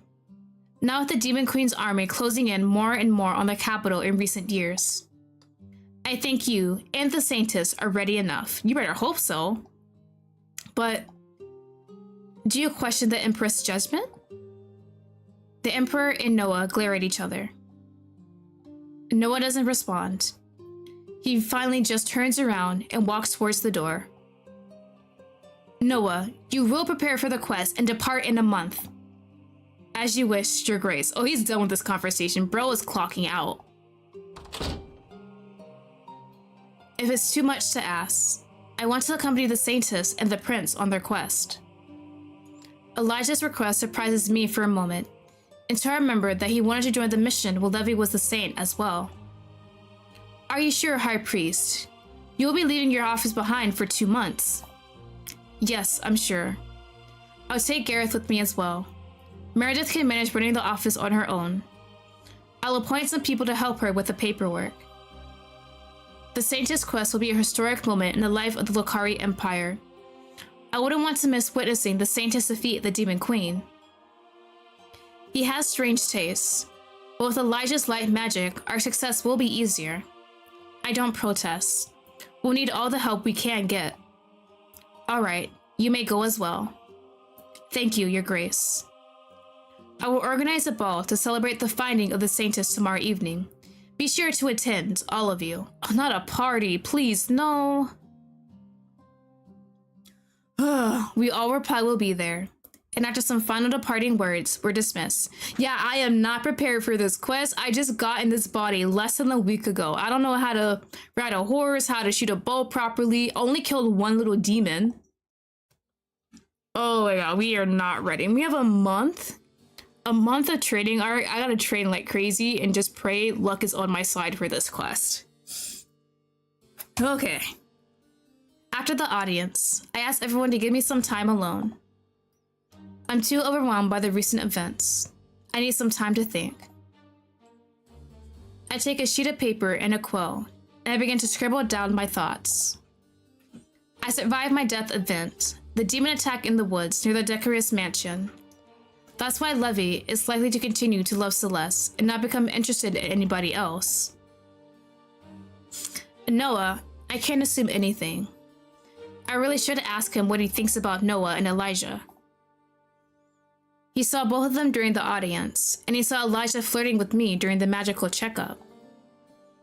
I'm not really the Celeste Levy loves. I have her memories and a portion of her skills, but I'm basically Celine in Celeste's body. I'm not just Celeste recollecting a past life. Instead, I, Celine, had taken over Celeste's body at a pivotal moment in her current life. Does that mean Celeste is really dead? I don't sense her presence living in my body, which is a relief, truth be told. I prefer being alone with my thoughts. The idea of her passing is sad though, even if I'm conflicted about her treatment of Levy. I'm now the Saintess of the Golden Bow, a hero the whole Lakari Empire has been waiting for years. Yet Levy was supposed to take on that role. Levy has been training to protect Celeste all his life. He's way more skilled at archery than I am. I have a month to train myself to use the bow properly. Not just any bow though, the golden bow, which seems more ornamental than practical. Winning the weapon will be a pain in the ass. What were the two components needed to defeat the Demon Queen again? The bow and love, right? The first one is firing an arrow imbued with the golden bow's light magic at the Demon Queen's heart and actually hitting the target. That's the part. We can shoot the bow, but can we actually hit the target? So I need to practice both archery and accessing the bow's magic. As someone who comes from Earth, I have no idea how to wield magic. The very concept of magical power coursing through my body is foreign to me. I suppose training with a bow will just take time, though I have little to spare. As for wielding its magic, that's something Elijah will know more about, given that he's a light magic user. I scribble down that I need to talk to Elijah about the golden bow and its magic. Know thy enemy, they say. And right now, my enemy until I master it is that bow. There is also a second component to defeating the Demon Queen, one that follows a story trope more than a practical logic. Noah and Levy's love makes the magic of the golden bow stronger. How is that possible? I have no idea. Could Noah and Levy being in love even solve this problem anymore? No. It has to be the wielder of the bow that's in love for the magic to trigger properly, right? So, I had to break up this couple that I ships. It's a sad situation, but my survival is on the line. Unless I go for Elijah, that is. But he can't have a relationship with anybody outside of the church, which is another complication. First, I need to determine if Elijah and Noah are even interested in women. If they're not, any relationship with me would be impossible. As for me, I can't imagine falling in love with someone in 2 months. Oh, right. It's not their love also, it's our combined love. I have to fall in love also. Oh, that's even more complicated. I just gotta force my feelings? Love is such a difficult topic for me. I don't trust or fall in love easily. The whole situation with my parents' divorce made falling in love not something I can easily imagine happening to me. Oh, I'm so screwed. Oh yeah, we're screwed. I'm scared. This situation isn't just a story in a book anymore. It's my reality. Levy, Elijah, Noah, Eurydice, Father, the Empress, they're all real people. They aren't acting according to a script either. The plot of the book has changed. It's a real world now that with unpredictable consequences. And I'm the center of this new story. Levy dies at the end of the book, despite defeating the Demon Queen, despite Noah's love for him. Will I die again too? Or will that aspect of the story change as well? No, I can't give up. I must change reality about my fate. It's not like me to mope around and feel defeated. I'm the master of my own destiny. If I have to fall in love with someone, who should it be? Levy, who blindly adores his lady? Noah, who has been burdened with leading the mission to defeat the Demon Queen? Elijah, who is a priest and can't marry someone unless they're part of the church? Or should I pick someone else entirely? I at least have to admit that all three of them are handsome men. I just hope my own baggage isn't going to drag me down too much. Will I become cold and detached if I enter into a relationship with any of them, just like I did with my ex-boyfriend? It's been a while since high school, but I'm still hung up about how things turned out between us. Can someone like me even make a guy fall in love with her within a month? My heart is beating so quickly, now that I realize what's really at stake and what I have to do. I'm terrified. Should I ask Levy what he thinks about Elijah and Noah? Ooh. Yeah, I don't feel close enough to ask Levy about it yet. Let's ask Levy. We don't know much about Elijah and Noah yet, but maybe Levy might. Let's try and get some kind of dialogue. I need to get more information about them before I choose. It's best to make things clear between us. I need to talk to Levy about Noah and Elijah. I open the door to my room and look outside. Levy is standing there, guarding the door. He looks at me with a gentle smile and gives me a small nod. Levy, could you step into my room for a moment? I want to talk to you. Of course. I take a step to the side, letting Levy enter the room. My heart is beating quickly, and I clench my hand on my dress. Levy seems to notice my unease, his expression turning into one of concern. Celeste? I push my fear aside and decide just to outright ask him. Say, Levy, what do you think about Prince Noah? The Mad Prince? Yeah, that's what everyone calls him, right? He knows to always antagonize the Empress with his words and attitude, but he's never done anything that could be considered a crime against the crown. The Empress delegated part of the responsibilities for maintaining the order in the palace to Prince Noah, as per the Lucari Empire laws on succession. He needs to learn how to manage the Empire as the heir. And from what I heard, he's doing a good job and is very dedicated to his work. So despite the fact that he's not very diplomatic with his words, I think he'll make a good emperor in the future. I see. That wasn't what I was asking though. I want to know what you think about Noah personally. Are you sure I'm allowed to voice my opinion on the future emperor? I look around and gesture to the room. It's just you and I here. I suppose that's right. Are you in favor of it? I'm not gonna tell on you. Yes, I know that. Well, I think Noah is too brash in the way he speaks. I really didn't like his attitude towards you during the audience. That's still not what I wanted to know. Do you think Noah is attractive? She's trying to ask, hey, do you still like these guys, even though I'm not dead? Many people do. He's had a few past relationships here and there, though he avoids casual flings. And that still doesn't answer my question. Yeah, I think Prince Noah is attractive. With a blush? So he is the bi king. Okay. And now that you hold the position of the Saintess, he will make a great match for you. Does Noah like women? He's had 2 female and 2 male partners in the past, so there is a possibility. Bingo. I just got all the information I need about Noah from Levy. I suppose you becoming the future Empress wouldn't be bad for you. Levy has a pained expression on his face. Imagining me with Noah must be difficult for him. What about High Priest Elijah? What about him? Do you also find him attractive? You're not trying to set me up with someone again, are you? Oops, I got Levy angry. From Celeste's memories, I know they had a conversation similar to this one in the past. I don't know what the right answer to his question is. There is none. If I say I'm asking for myself, he'll be sad that I'm looking at guys other than him.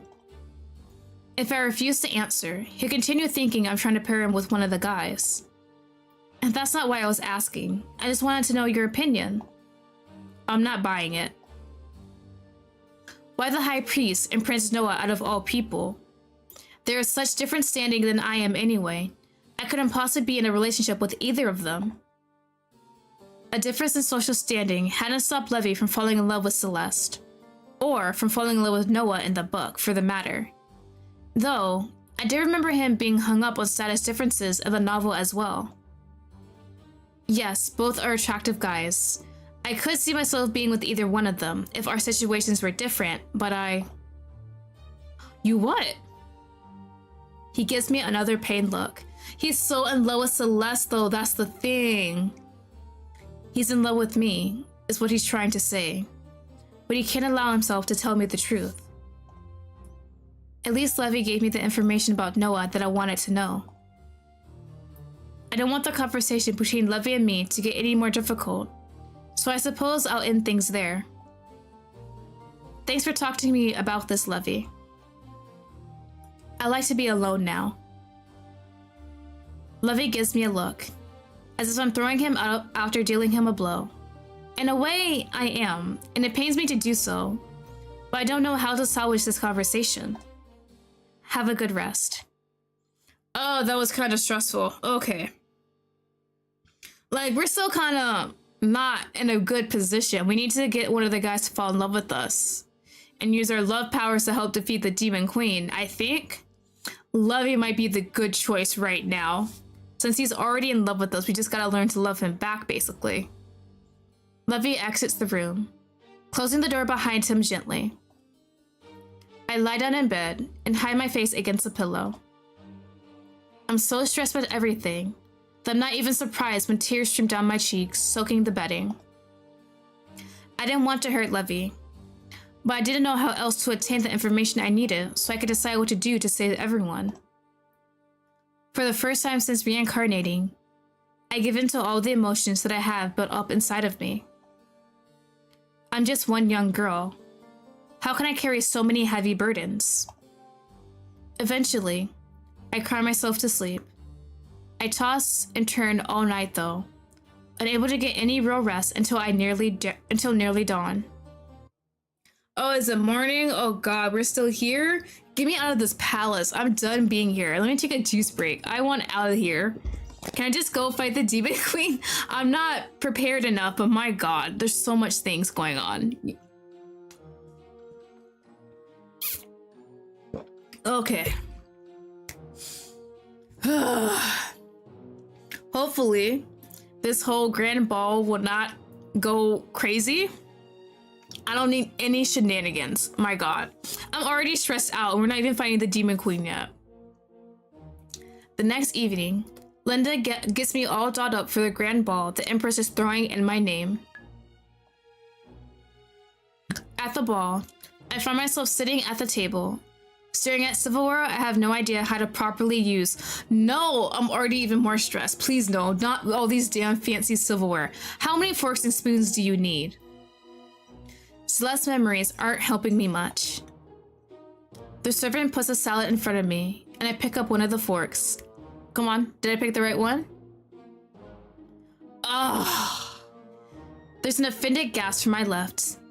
I look at the noble lady sitting next to me. Ma'am, could you shush? She's almost purple in the face, staring down at the fork I'm holding. Wrong piece of cutlery, then. I put it down and take another in my hand. I steal a sideways glance at the noble lady. She doesn't seem to be offended anymore. Alright, so this one must be the right fork. Is it just for salads, though? When everyone starts eating, I dig into the salad too, but it tastes like paper to me. I'm nervous. My hands are clammy. So you've become the Saintess, Lady DeQuaris. DeQuaris, also I say DeQuaris, I gotta remember that. The man to my right, Duke George, if Celeste's memory serves me correctly, strikes up a conversation with me. He's a young duke and a powerful player on the battlefield of the Kari Empire's politics.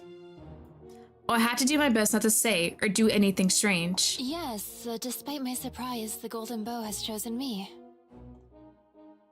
Well, now that you carry such an important role, do you plan to improve your knowledge of etiquette? Are we that bad again? Ooh, what kind of salad is this? That's a lot of avocados. Jesus Christ. A salad full of avocados, some tomatoes, and I think shrimp? I'm thinking shrimp, but maybe it's not onions, is it? No, shrimp? I'm gonna say shrimp. I think it's shrimp. Might not be shrimp, but I think it's shrimp. He points at my salad. Oh, come on. What am I doing wrong this time? The Duke smiles, but his expression is unkind. Isn't unkind. Oh, thank God. You have no idea what you're doing wrong, do you? Bro, I do not. I don't. May I? He extends his hand to me, and when I don't protest, he touches my hand gently to modify the way I'm holding the fork. Oh, come on, George. You're spoiling the fun. The lady to my left has a cruel smile on her face, so she knew I was still holding it wrong. She doesn't say anything. Shoot, I really was eating the salad wrong after all. My cheeks heat up from embarrassment, and suddenly I find it hard to breathe. For every kind person like Duke George, there's one like the one that lady here, a vulture, just waiting for me to make a mistake. Honestly, I'm really digging Duke George. He doesn't seem like a bad guy, for now at least. Now that I'm a Saintess, I'll be watched even more closely than Celeste was as a mere Count's daughter. They're all going to be laughing for weeks about the way I ate that stupid salad. I just know it. Celeste tells me that this incident won't be the first time she's ruined her reputation with a stupid mistake either. Excuse me. I can't be here anymore. I had to get some fresh air or else I'll hyperventilate. Are you okay? Duke George calls after me, but I walk quickly to the terrace. Oh, thank God. Some kind of away from the whole stuffy area. Once I'm away from the throne room, I run into the gardens. I stop only when I reach a small lake. Here, I put my arms around my frame, trying to control my breathing. Breathe, Celine. In and out. In and out. Don't cry. Don't cry. You ruined the makeup Linda spent hours putting on you to make you look like a real noble lady. Didn't think I would run into you here. Is it Noah? Is that the sound of a sword? I turn around when I hear the voice. It's Noah. He's drawn his sword, and his usual mocking demeanor is not present. He's completely serious when... I'm sorry? What the hell did I do to have this happen to me? He suddenly puts his sword against my throat. My heart beats so loudly that it feels like it could jump out of my chest. This time from fear. Does Noah want to kill me? I wish I could just kill you and be done with it. Oh, I guess he does. I answered that so quickly. He does, but why? Suddenly, I remember the scene. I fangirled over it when I was reading the novel. This is the scene where Noah puts his sword to Levy's throat. It's overly dramatic, and most of the readers of the novel interpret it as a romantic interaction. Very romantic. We talked about the event for hours on the web novels forums.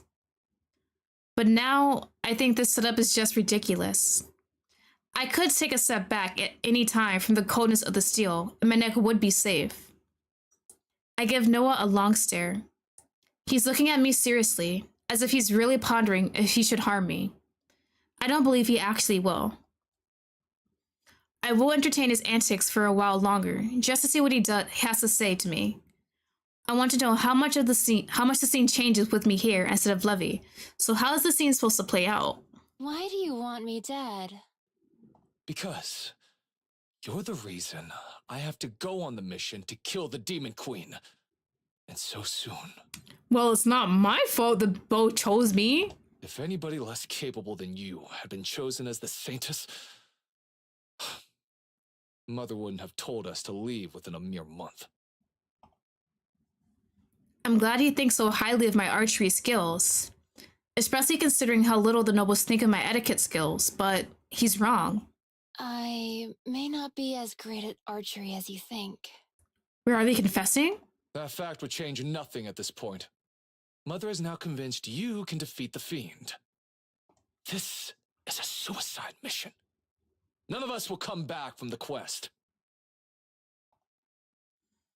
Even though I remember this line from the book, my eyes widen. How do you know we won't return? His words almost feel oddly like foreshadowing for what happens in the book. Noah seems to seriously believe what he's saying. 20 people going deep into demon-ravaged lands to enter the Demon Queen's castle and kill her.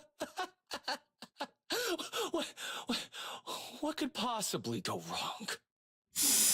I'm mad, but he's not lying. Like, for real, it is a suicide mission. He's really convinced we're going to die on this quest.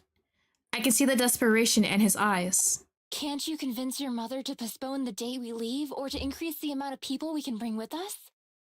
It's all on purpose. I've already tried. She doesn't want to listen. It's almost if she wants to set us up for failure.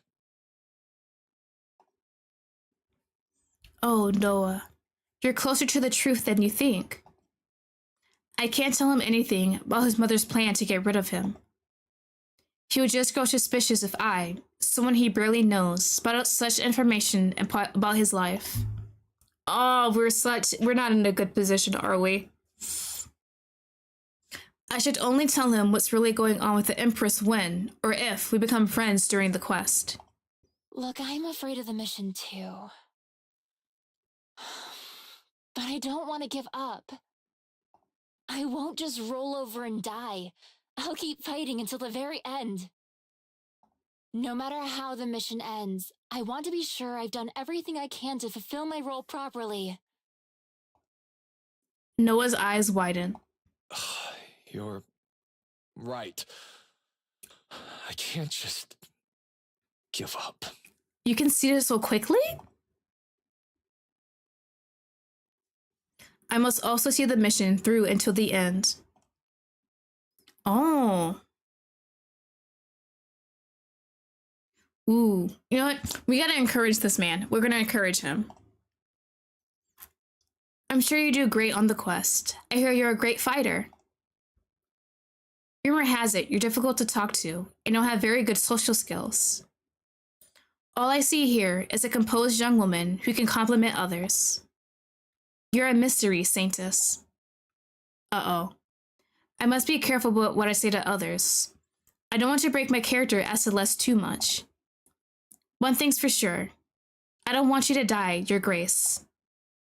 Just know it is fine. We're teammates now, I suppose. Okay, we kind of have a better standing. We're not friends, but I guess maybe acquaintances could be a better thing to put through this relationship. I like the sound of that. Noah smiles back. He seems much more relaxed now.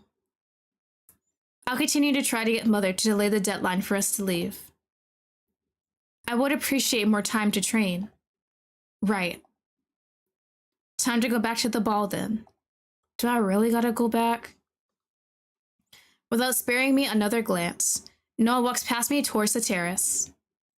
I watch him until he disappears between the carefully trimmed bushes of the palace garden. I look out at the water of the lake and take a few deep breaths. I really hadn't expected Levy's scene with Noah to play out for me. I also didn't end up responding the way Levy would have done. Our encounter didn't turn romantic at all. Yet my heart is beating quickly regardless, because I'm still scared about so many things. The stress is catching up to me. I fall to my knees on the soft grass. I can't hold back my tears any longer. In the end, I'm just a girl, caught up in so many responsibilities.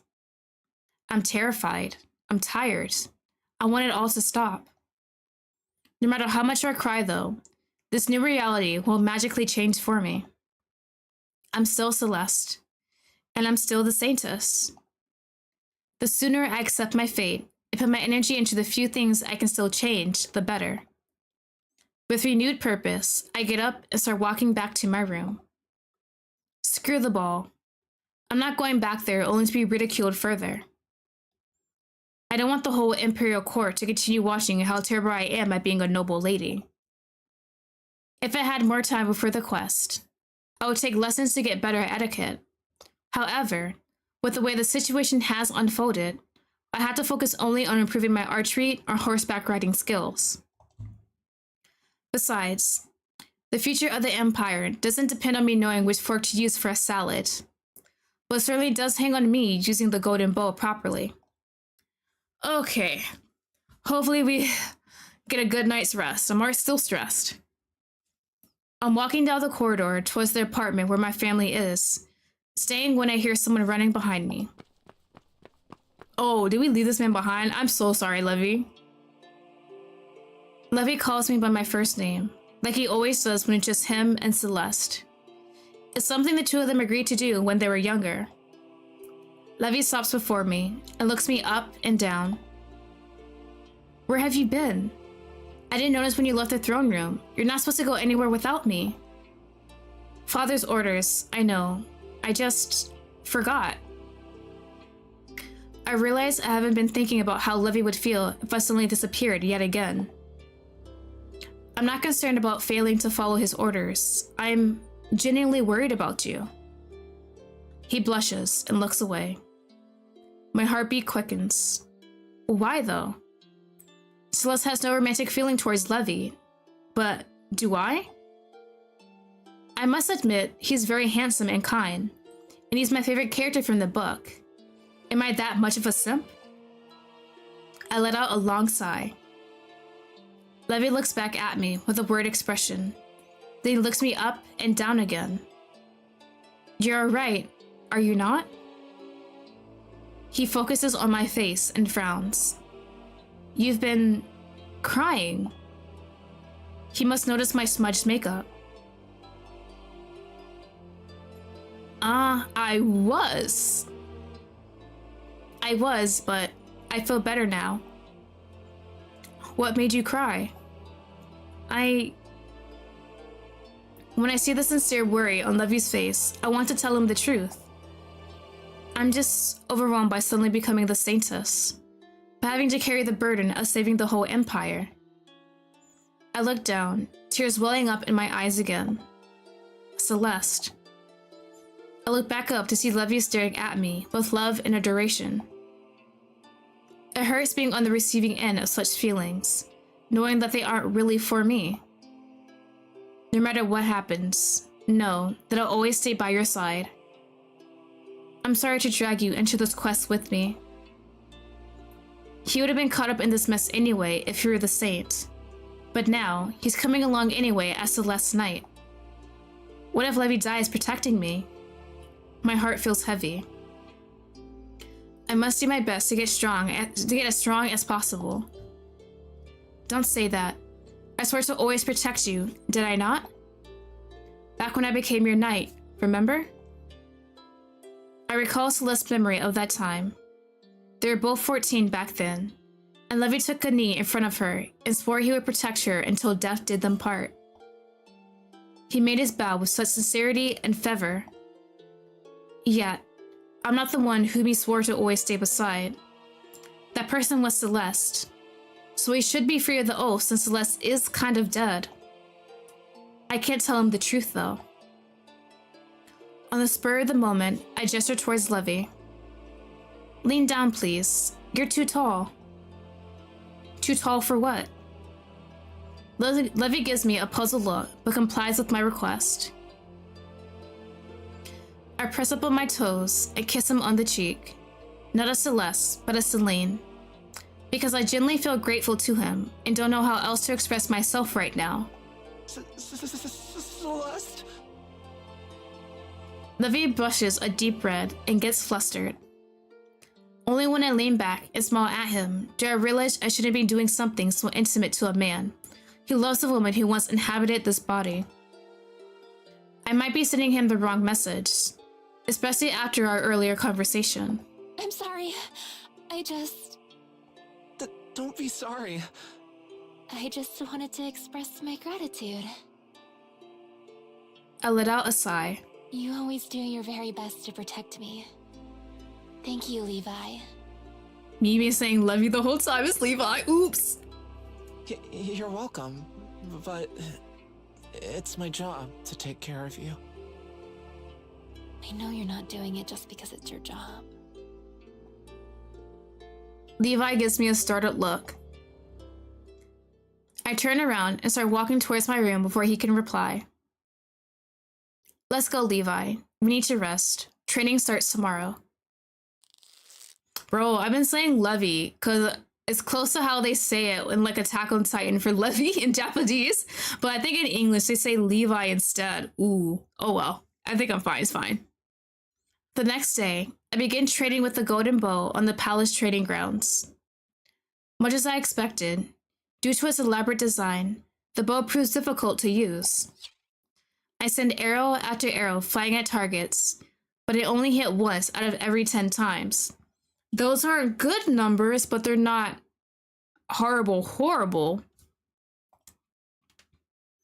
Not only are my bow skills rusty, but the weapon isn't cooperating either.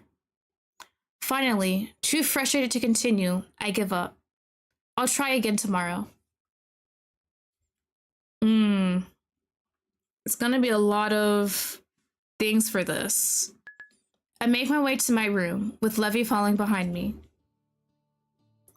This is a suicide mission. We're not gonna come back to Solus alive. Please, Noah, don't say such things in public. What if someone hears you? At the end of the corridor, two people standing to the side talking. The one who said something about a suicide mission is Noah. After our conversation in the garden the other day, his words don't shock me. What does surprise me though, is that he's only talking about his feelings with someone else. Ooh, who is this? Hello! I hide behind the pillar and take a peek at the other person. The dark-skinned knight with her hair in bun must be Tarek, Noah's right hand and the leader of the palace guards. Hi, you are very nice. I like you. Okay. I'm digging it. She's wearing the armor of the Lakari Empire royal insignia on her chest, characteristics of the guards. The leader of the mission should believe in the quest's success. You can't be heard doubting our ability to defeat the Demon Queen. It's just, I have a really bad feeling about Mother's request, Tarek. Why is she pushing us to go on to the Demon Queen castle so soon? Why can't we wait a few months until everyone feels ready and has practiced fighting as a team? Why are we waiting so long? We can't go against the Empress's orders, you know that, right? Okay, so we definitely want to kind of go away. This isn't not working for us. How are we? This mission definitely is a suicide mission. As you said earlier, we're kind of really screwed at this point. So I am just gonna pray everything hopefully works out. So Tarek, I'm assuming, is also coming with us. She said her reason for the rush is that the demon army keeps getting closer and closer to the capital. Yet the fiends are at least 3 weeks' journey away from Solus on horseback, and they haven't made any significant movements towards us in at least a decade. We've got time. The Empress seems to have different opinion on the matter. I just don't trust her. Noah, watch what you say. What if... Suddenly, she turns around and unsheaths her sword. Who's there? She's noticed me. Well, we're gonna just... Hey, it's me, my bad. I step out from behind the pillar, revealing myself. Oh, if it isn't the Saintess, welcome. Hello. How much of our conversation did you overhear? I told you, Your Grace. You should be more careful. I'm sorry for eavesdropping. I was just curious. The excuse is a sad one, but it's the truth. Noah takes a step closer to me. Oh, you're curious about me? I arch my eyebrows, unsure of what he means. I didn't say... He leans in closer to me, his face level with mine. He has his signature smirk on his face. I didn't know you were interested in me, Celeste. I finally understand what he's suggesting. He's flirting with me. That's not what I meant. I'm very pleased to win your attention. If you want to know more about me, how about we get together for tea? Bro, now's not the time to be flirting. We need to defeat the Demon Queen. Lex, hello, welcome, welcome. Thank you for stopping by. I'm glad you could stop by today's stream. He really is hitting on me. I feel embarrassed, unsure of how to respond. I'm not... Would tomorrow afternoon be okay for you? Bro, you're killing me. I have a trading arc. I need to figure out how to use this damn bow. Not that he's letting me get a word in edgewise anyway. Anger rises in my heart. I'm not interested in you. I take a few steps back, putting distance between us again. Noah chuckles. I let out a frustrated huff. I don't appreciate you flirting with me. Is that what I'm doing? Yes, sir, that's what you're doing. You clearly are. The other day, he wanted to kill me, and today, he's playing with me. What a frustrating guy. I'm leaving. I rush towards my room, my footsteps heavy. I feel furious at Noah for clearly making fun of me. Levi follows behind me like my shadow. Bro, is this another day of training? Oh, how long is it gonna take? We have a month to train, so it's a few days. What, like a week? A week's past, I'm assuming? I spend the next few days training with the golden bow. I increase my accuracy rate, but I'm still struggling to wield the weapon. In the afternoon, Elijah approaches me.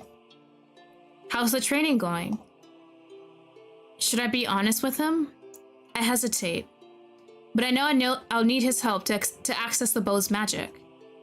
Honestly, the training's not going great. I feel like the bow is fighting me for control. The bow is supposed to be semi-sentient. It may very well be that it hasn't yet fully accepted you. Be for real, that's even more work. Hasn't fully accepted me? What should I do to make the artifacts approve of me? Unfortunately, I don't know. Training will continue to be a struggle, won't it? I want to ask you something ever since I was chosen as the Saintess. You're the High Priest, so you know a lot about holy magic, is that right? As much as humanly possibly can. I'm the strongest light magic user in the Empire. That's right.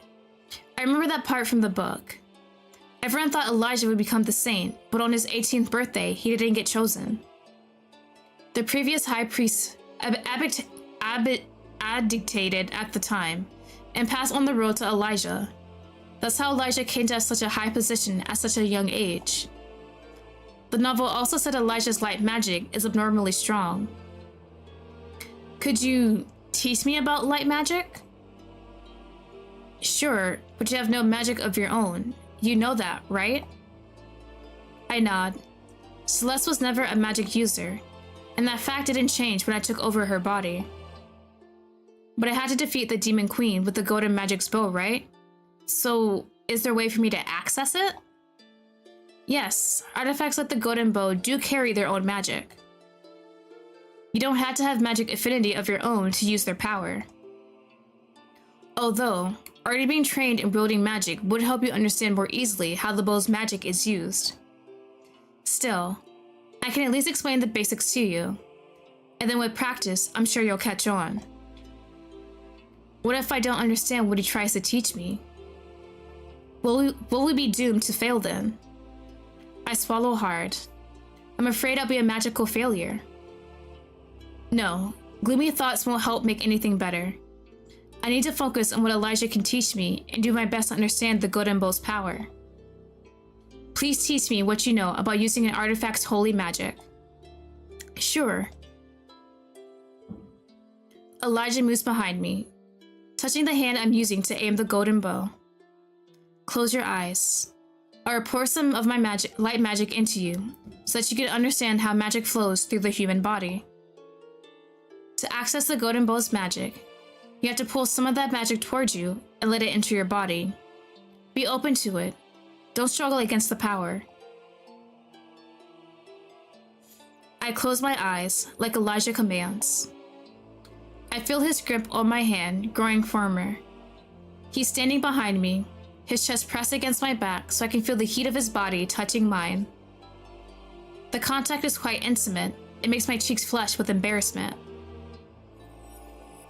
Then, I feel Elijah's magic enter my body. It's a gentle stream, not as strong as when he examined me for injuries a few days ago. Still, I can feel the magic coursing through my veins. Ooh. Romance or focus on magic to defeat the Demon Queen? I think I'll focus on magic this time. Elijah told me to focus on the flow of magic, so I don't let myself succumb to the pleasant feeling of closeness. I focus on the power coursing through my veins instead. Do you feel how the magic is moving through you? Yes, I do. Elijah lets go of me and steps away, taking the comforting presence of his magic with him. I'm almost saddened, suddenly feeling as if I lost something important. I shake off the strange emotion. You must convince the Golden Bow to let you access its magic. Then, pull the power towards yourself and let it flow through your body. Only by doing so will you be able to aim that magic with your arrow and strike the Demon Queen when the time comes. I use my staff as a way to store more magic. Even though I have magic of my own within my body, I can only use more powerful spells with the staff's help. Just like what you must do with the bow. I draw the magic of my staff into my bow, so I can release the power as bolts of light. The human body is a conduit for an artifact's magic. I nod, trying my best to comprehend what Elijah's explaining. I'll try it out. Please work, even if it's just like a little stream of magic. Great. Let me know if you have any more questions. After return to my office, you can find me there whenever you need me. After Elijah leaves, I return to practicing archery. I try to pull the bow's magic towards me, like he instructed. But I can't replicate what the High Priest did. Even so, I keep trying. There's too much at stake for me to give up so easily. Okay, that's enough for today. I can't overdo it or else I won't have the strength to train tomorrow. I do a few stretches, grab my bow, and make my way back to my room. Oh. In the palace corridor, I run into someone I hadn't expected to meet again. George! Okay, that is unexpected. Greetings, Lady Celeste. George nods at me, putting a hand over his heart. I make my best attempt at a curtsy. Your Grace. George lifts me up and down. His eyes show concern. Are you doing okay? Yeah, I am. I'm lying, but I am. You ran off from the ball the other night and never returned. Ah. It's true that I embarrassed myself by running away from George and Penelope in the middle of our conversation. I was about to have an anxiety attack, so I needed to get away, but after I met Noah in the gardens and cried my eyes out, I was too tired to rejoin the party. I didn't want to be amongst the people anymore anyway, especially nobles who were just waiting for you to make a blunder. I've been worried about you. Oh. Now that was unexpected. Why would George worry about me? We barely know each other. I've been okay. Yeah, this is a lie, but I get the feelings he doesn't buy my words. Walk with me in the gardens? I suppose it wouldn't hurt to get to know one of the most important people in Lokari Empire better. Okay. We walked for a while in silence until we reached the less frequented part of the gardens. I've been meaning to ask you about something, but the dining table during a ball didn't seem like the right place. Could you tell me more about the demon that attacked you?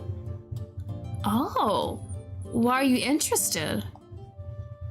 Yes, of course. It was an imp, if I recognize it correctly. It was a small flying creature with a scorpion's tail, long horns, and sharp claws? Yes, that's right. It had reddish gray skin and red wings with some symbols tattooed on them. They come in various colors. Do they? Yes. Imps are plenty at the warfront. They have a cruel nature, seeking to play with their victims rather than outright kill them like their other monstrosities. Though, they're relatively easy to kill with magic or arrows. If one can keep up with their swift movements, they know how to dodge attacks well. Demons are more intelligent than humans give them credit for. You know a lot about demons. I'm not sure how much you know about me. I used to be the general of the Lokari Empire's army, and I fought on the warfront for years. Ah, that makes much more sense. So he definitely knows the struggles of war and being on the battlefield. Okay. The general? Yes, the highest ranking officer in the field. But aren't you very young to hold such an important position? George chuckles. I'm momentarily stunned when I see his beautiful, carefree smile. You're one to judge. Celeste just turned 18 this year. I was 3 years older when I died. Yeah, you're right. I'm 26. Oh, you're not that much older than me. You think 8 years is not much? I mean, it depends, I guess. In this world, where there are bigger age gaps between couples in arranged marriages. Wait, why am I thinking about George as a love interest? He isn't asking me this question for me to consider him romantically. It depends on why you're asking. I suppose you're right. I just feel older than my age. The years I spent on the battlefield took a toll on me. Could you tell me more about the war? Sure. What would you like to know? The war has been going on for a few decades now. Is it really impossible to win without the Saint? We've encountered the Demon Queen herself on numerous occasions, but we couldn't kill her with weapons or magic. Even light magic wielded by the powerful priest couldn't breach her defenses. 8 years is definitely dateable. It's not like the dude's like 40 or anything, or like mid-30s. He's still young, and I'm perfectly fine with dating him at this point. She has a dark aura shield around her that deflects all incoming attacks. Nothing has been able to get through so far. And she keeps the demon army very well organized. They obey her every command, even at the cost of their lives. Since demons value their own lives so little, they fight viciously and to the death. They're a difficult opponent to face. You've really seen the Demon Queen? Yes, though she can change her form. One moment, she's a beautiful woman. The next, she's a horrifying monstrosity. I feel like that's gonna come back to bite me. She can transform? I see. After making a circle around the gardens, we returned to the corridor. I'll have to make my way back to the palace now. Duty calls. Oh, I'm so sorry for taking up much of your time. No, I wanted to talk to you. I needed a break sometimes too. If you ever have more questions about the war or the Demon Queen, don't hesitate to ask me whenever we have an opportunity to talk. I'd love to know more about your role as the general too. Really? It's nice of you to be interested in me. I may or may not answer you though, depending on the question. George clearly has his secrets, and I don't feel like I can pressure him for answers. He's already shared some useful information with me today anyway. Okay. Thank you for talking to me. It was a pleasure. And Lady Celeste, I know you carry a heavy burden now, having the responsibilities of the Saintess on your shoulders, but don't be so hard on yourself. You're trying your best. Thank you. We say our goodbyes and part ways. I found George very intimidating at first, considering his high position in the noble society, but he's actually a kind man, isn't he? Please don't let him be evil later on. I'll be so pissed off. I need someone in my corner. As I return to my room, I'm again faced with an unexpected encounter.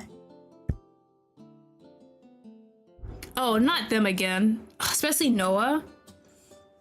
Okay. Celeste, fancy running into you again.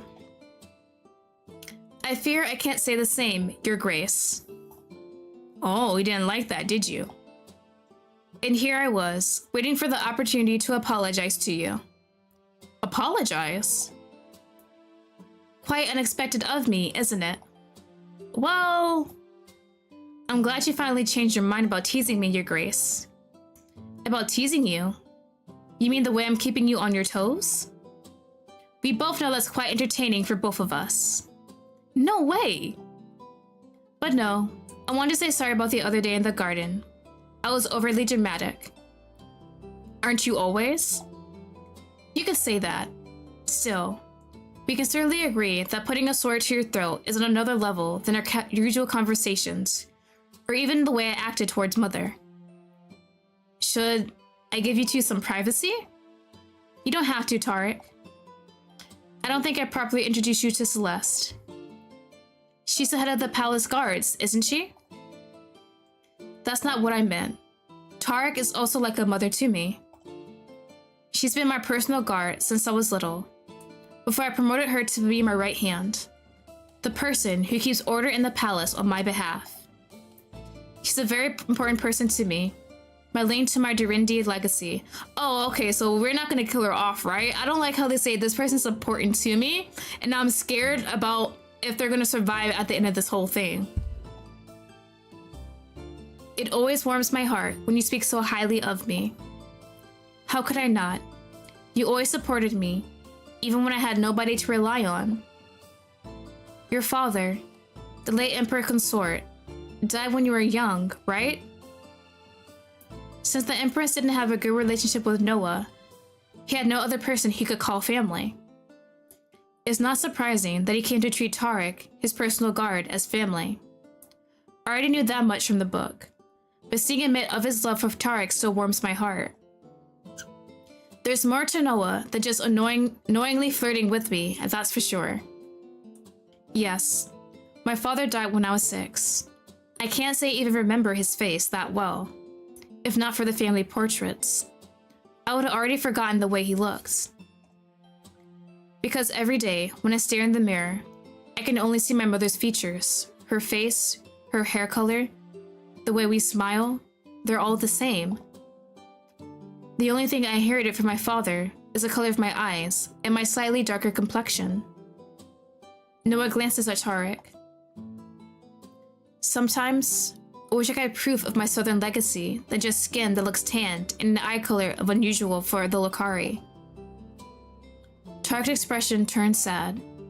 She looks at Noah with both love and pity in her eyes. I too feel what Noah said deeply. Of course, he wants to know more about his father's side of the family, about his roots. It's not easy to be a person of mixed race, especially without family who can teach you about your culture. I'm glad Tarek was there for you, Your Grace. So am I. That's why, Celeste, I may sometimes be overly dramatic, flamboyant even. It's the way I deal with the world. But that doesn't mean I'm not sincere when I apologize to you. I really am sorry for the other day. I didn't mean to scare you. It's okay. I'm not that mad about it anymore. But you are still a little angry. A little. Very well, I can accept that. I often find that anger is a great source of motivation to drive one forward. I hope you'll use that energy well. Just don't go overboard with being mad at me. I wouldn't want your anger to turn to resentment. Alright. And there they go. No more surprise visits, right? Noah and Tarek escort me to my family's apartment, where we say our goodbyes. The more I learn about Noah, the more I realize how human he is. He's a multifaceted individual, not just a character in a story, but a real person. We're all real people. I mustn't forget that fact. Is your training going well? In the evening, Eurydice comes to my room. I'm happy to have her company. Eurydice has always been a ray of sunshine in Celeste's life. I'm glad the two of them have such a good relationship. I feel like an imposter by pretending to be Celeste in front of her twin sister. She hasn't figured out I'm someone else yet, though, so I'll continue acting for as long as I can. Not really. I let out a long sigh and tell Eurydice about my training. I don't understand what the High Priest means about accessing the Golden Bow's magic. Every time I try to think about the artifact letting me share in some godly power, nothing happens. It's frustrating. Elijah showed me how it can feel to receive the magic, but I can't reproduce the result. I have no affinity for magic. I don't understand what to do. Don't pressure yourself so much. It's only been a few hours since you even found out how light magic is used. You're right. I should be more patient. I'm just annoyed because the golden bow is so clunky in its design that aiming is hard as well. I glared at the offending object which rests next to my bed. It's like that golden bow is actively resisting me. I don't think that's possible. Elijah said the bow is semi-sentient. Well, it did have the will to choose its saint. I always thought choosing was all it could do though, except for killing the Demon Queen and acting as a normal weapon. The golden bow is a mystery, that's for sure. I let out a long sigh. You should take some time off to relax. I can't, not when I know I have so little time to train.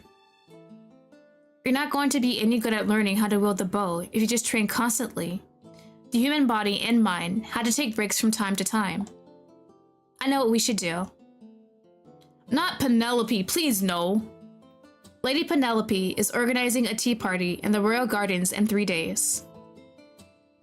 Who is Lady Penelope? The Duchess of Ventus.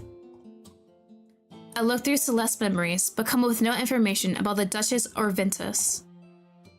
I have no idea whom you're talking about. You sat next to her during the last ball. Yeah, the one who made fun of me for not picking up the right fork for my salad. I feel myself going pale, then red. Duchess Penelope was the one who wanted me to embarrass myself further during dinner. That's not a good idea. I don't want to go to her tea party. No, definitely not. The Duchess of Venti is known for its lavender fields and beautiful gardens. They also make the best honey in the Empire. Now that you're a Saintess, the Duchess invited us to her tea party. Many other important people will be there too. All the more reason why I should not go. Please, Lady Letitia asked me to convince you to come. Duchess Letitia is a friend of Eurydice.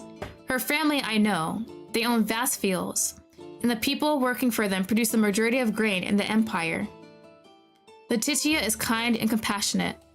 She took Eurydice into her entourage 2 years ago, elevating Eurydice's status in society. Celeste feels indebted to the Duchess. But I don't. I have no desire to go to Lady Penelope's tea party and further embarrass myself. Lady Letitia said that now that you have such a high standing in society, you should take part in the politics of the Empire more often, Celeste. You're going on the quest now. Once you return home, you'll still be the Saintess. You have the chance to be very influential if you use your opportunities correctly. Nothing bad will happen with myself and Lady Titia around. Please, Celeste. When Eurydice begs me like this, I find her pleas hard to refuse. I don't want to go, but she has a point. I am planning to survive the mission. That fact means I have a future life beyond just fighting against the Demon Queen. I will return to the palace, and then I have to hone my etiquette skills. I don't want to end up an important player in the politics of the Empire, but I also don't want to become an embarrassment to both myself and my sister. Alright, I'll go. With a heavy heart, I agree to Eurydice's request. Really? Yes, really. Don't ask me again, or I might change my mind. Eurydice grabs my hand and jumps up and down, squealing. Now you're the one acting like a noble lady. Oh, come on. Don't pretend like you care about acting prim and proper now. Thank you, Celeste. I have a bad feeling about the tea party. Now that I've agreed to go through, I have to keep my word and do so no matter what. Oh, please, can we not? The next day, I'm returning from training when I witness a commotion in front of the doors to the throne room. People dressed in rags with burns on their bodies and badly bandaged wounds push against the guards, who stand between the crowd and the entrance to the Grand Hall. Stop pushing. We need to see the Empress. Please, let us through. Mom, I'm so hungry. Hush, love. I'll get you some food soon. Oh, are these... They're subjects of the Empire, but looks like they're not doing well. I turn around to look at Levi. Any idea what's going on? No, but it may be worth asking about it, if you wish. I'll keep you safe. I nod. I want to find out what's wrong and how I can help. I approach the crowd from behind and tap one of the men on the shoulder. He turns around and gives me a desperate look. My lady, please help us. What's happening? Who are you? We're refugees from Barwood, a town that was a mere hour's ride from the front lines. But 2 months ago, the demons reached our homes. They burned our beloved town to the ground. Yes, it is as my wife says. Barwood is nothing but ash and ruin now. We took our families and walked all the way to the capital on foot to seek the help of our benevolent, dear Lord, words. Benevolent ruler. I know I messed up that word so bad, but our benevolent ruler doesn't even want to see us. I look past them to see the throng of refugees crowding around the guards, pressing closer to the throne room entrance. How long have you been waiting for an audience? Since morning. We've run out of supplies and money. We're hungry. I wouldn't call the Empress a kind ruler, so I'm not shocked that she doesn't give a damn about the refugees. And she hasn't wanted to see them since morning. I doubt she ever will. I have no idea how to break the news to the couple. They're looking at me with such expectancy. I want to help them. No, I will help them. Levi, can you run to the kitchen and bring water and some bread and butter for the refugees? If the kitchen staff don't want to cooperate, tell them the Saintess sent you. I'll go talk to Prince Noah. Maybe he can help, or at least tell me what else we can do for the refugees. Yes, my lady. Levi bows to me and runs off. You're the Saintess, my lady? The Saintess? What I see in the eyes of the crowd now as reverence and emotion scares me. I'm just me, Celeste. I don't feel like a holy person. Still, I slowly understand what the Saintess means to the common folk. The people step closer, extending their arms to grab me. I grow afraid. Levi's not with me. I gotta go. I'll be back with hope soon. Yes, down with the queen. We need to get the Empress off her throne. She definitely is not helping out her people. I turn around and bolt away from the crowd, running as quickly as my feet can carry me. The Saintess means so many different things to different people. A savior, a noble of high standing, a perfect archer. Yet why do I feel like none of those titles suit me? Still, I want to help the refugees, so I run to Noah's office. Noah's secretary leads me into the office, where the prince is meeting with Tarek. Lady Celeste Decaris Saintess of the Golden Bow. I curtsy quickly and sloppily. Noah's office is spacious, with a large green rug in the middle, and several pieces of expensive-looking art on the walls. I'm not interested in the decor right now, though. Oh, if it isn't the Saintess, you look radiant today. Must be... Don't start now, Noah. Like, I don't have time, sir. Noah drops his usual smirk, sensing that I'm serious. What's going on? I met a group of refugees from Barwood in front of the throne room. They've been waiting for an audience with the Empress since morning. They're thirsty, hungry, and have festering, badly tended wounds. There are men, women, and small children there. Whole families who have run here from the battlefield. Yet the Empress doesn't want to see them. Please help Noah. Noah gives me a long, look, his expression angry. Even for my mother, this sort of behavior is too much. I agree with him, but it's not my place to say anything. Thank you for bringing the matter to my attention. I'll do anything in my power to help them. I'll find the refugees new homes in the capital, and I'll make sure they're fed. At least we have someone who's taking care of these people. So Noah's definitely going to be a good ruler once he's older. We gotta take his mother off the throne, though. Thank you, Noah. What is the palace guard doing when there are so many people in need here? The guard is protecting the entrance to the throne room. I have a word with William. Clearly the Empress doesn't want to deal with the refugees. Celeste, could I ask you a favor? What is it?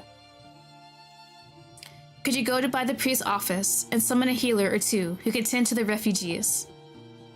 I would send one of my own people, but I'm not sure who's on the side of the Empress and who's loyal to me anymore. I think the matter of the refugees to be taken care of quietly, behind my mother's back. Tark will help me arrange accommodations and food for the refugees, but I would like them to be healed as well. I don't trust anybody else not to blabber about what we're doing. Of course, I can go to the church wing and talk to the priest. Yeah, I'm on Team Noah at this point. I think that might be my best boy. I'm sure they'll be happy to help once they're aware of the matter. I nod, say my goodbyes, and leave the office. I've never been to the wing of the palace where the priests reside, and neither has Celeste, so I ask the servant for directions. Soon, I find the door to the priest's office. I knock. Come in. I enter the lavishly decorated room. To the left, numerous cabinets support shelf upon shelf of thick-spined books, while a large, beautiful painting hangs on the opposite wall. Ooh, two other priests I haven't seen before. 3 people sit behind desk. To my left, a green-haired man with a scowl on his face is looking through a large stacks of papers, not sparing me a glance. His table is decorated with shining crystals. How curious. To the right, a priestess with curly red hair looks up from the architectural plans of a huge building where she's been drawing something with red ink. She gives me a pleasant smile. At the podium in the back is Elijah's desk. The high priest gives me a surprised look when he sees me. You come to visit me so soon, Saintess. That's the Saintess? The woman looks me up and down, then smiles. Ooh, are you checking me out? I'm happy to finally meet you. I'm Meredith, overseer of the construction of the cathedral in Solus. I didn't even know there was a cathedral being built in the capital. Further evidence of how little Celeste cares about anything other than hunting and horse riding. The Saintess, huh? I'm Gareth, Elijah's right hand. Gareth barely spares me a glance. He must be really busy with organizing his paperwork. I'm here because I want to ask you a favor, High Priest. It's fine to call me Elijah. How can I help? I look at Gareth and Meredith, unsure if I should speak while they're here. Gareth and Meredith are my most trusted people. You can tell them anything you need in their presence. Is something wrong? I guess if Elijah thinks it's fine, then I'm okay to speak with these two subordinates around us. A crowd of refugees has gathered outside the throne room. They've come from Barwood, near the battlefront, and want an audience with the Empress. They wish to ask for her help. They have nothing but what they managed to salvage from their town before it burned. They're hungry and badly wounded. But the Empress doesn't want to see them. Please, Elijah, could you use your light magic to heal their wounds? Of course I will. You don't have to ask me twice. Gareth, you will come with me. What? But the paperwork. The documents can wait. I know how much you hate having to organize them anyway. Healing's not a break, but I'll help. Gareth gets up from his seat and grabs two heavy bags from underneath his desk. Supplies to clean wounds and apply medicine the non-magical way. Let's go, Meredith. Please take care of the office while we're away. Of course. Elijah, Gareth, and I leave the priest's office and walk to the corridor in front of the throne room. Both Noah and Levi have returned. Levi and other servants are distributing water and bread from the kitchen to all the people in need. Wearing a serious expression on his face, Noah talks with the couple I spoke to earlier. Tarek takes note from the conversation on a notepad, her quill moving quickly and efficiently. As soon as Elijah and Gareth see the extent of the refugees' injuries, they throw themselves into action, starting with the most seriously wounded. Their hands glow as they use their healing magic. Is there nothing I can do to help? Ooh, okay. We have some options. Let me save. First lot. Help with Elijah, Levi, or Noah. So I'm team Noah right now. We're gonna see what's up with Noah. I approach Noah, listening to his conversation as he speaks with the couple I talked to earlier. I'm the mayor of Barwood, or rather, I used to be. Now, I'm just a mayor of ruins. Haha. Our homes were burned to the ground. I'm so sorry for your loss. The man huffs. It's war, and the front line has been shifting towards Barwood for months. Even so, we held on to hope that the Saintess would be chosen before our homes were destroyed. That miracle didn't happen, but the man looks at me. At least now, we finally have the Saintess. Maybe once the Demon Queen is defeated, the ruins of our town will stop burning. Then we can return home and rebuild Barwood. So, it's true that the fire the demons cast on buildings is ever burning. We stayed in the area for a week to organize ourselves for our journey here. The town was still burning when we ran off. We sent scouts to the town to see if anything was salvageable. When they returned, they said the fire was still as hot and widespread as when the demons first attacked. It must be magical. That's valuable information for our quest. Our party will most likely have to pass through Barwood on our way to defeat the Demon Queen. If the town has finally stopped burning when we arrived, we will search the ruins. Thank you, but I doubt anything of value remains in Barwood. That chapter of our lives is over. We just want to move on now. I'll help you as much as I can. The Empress doesn't seem to want to get involved in the situation, though it's her job to handle matters regarding refugees. I must get behind her back to help you out, so I need to be careful in how I approach the situation. We appreciate any help you can offer. The man looks around. You're already helping plenty by distributing the provisions and healing the wounded. I want to help further, though. I can organize accommodations for you and help your people find jobs too. I can also provide rations until you're all ready to stand on your own feet. You would really do so much just for us? Won't the Empress get angry with you for getting so involved with us? She will, but it won't be the first time I've gone against her. I'm leaving the palace in 3 weeks anyway. I won't have to deal with her anger for long. Is there anything I can do to help? In my office, I have a ledger with addresses of people who agreed to provide shelter such as situations such as this one should arise. The information is a bit disorganized, so I won't ask you to be the one to pull it from the book. Tarek is familiar with how I noted down everything. Tarek, please go to the office and use the information in the ledger to make a list of homes that should be able to take in the refugees. Understood. In the meantime, Celeste, can you help me talk with the families here? We should know now which ones want to stay together, so we can assign the families to homes more easily later. Is this plan alright with you? Of course, I want to help however I can. Excellent. Do you want to be the one talking to the families or the one taking the notes? I can't risk Noah realizing that I'm unable to write in the language of the Lokari Empire. A noble lady who couldn't write would be very strange. I'm glad you gave me an option that doesn't require writing.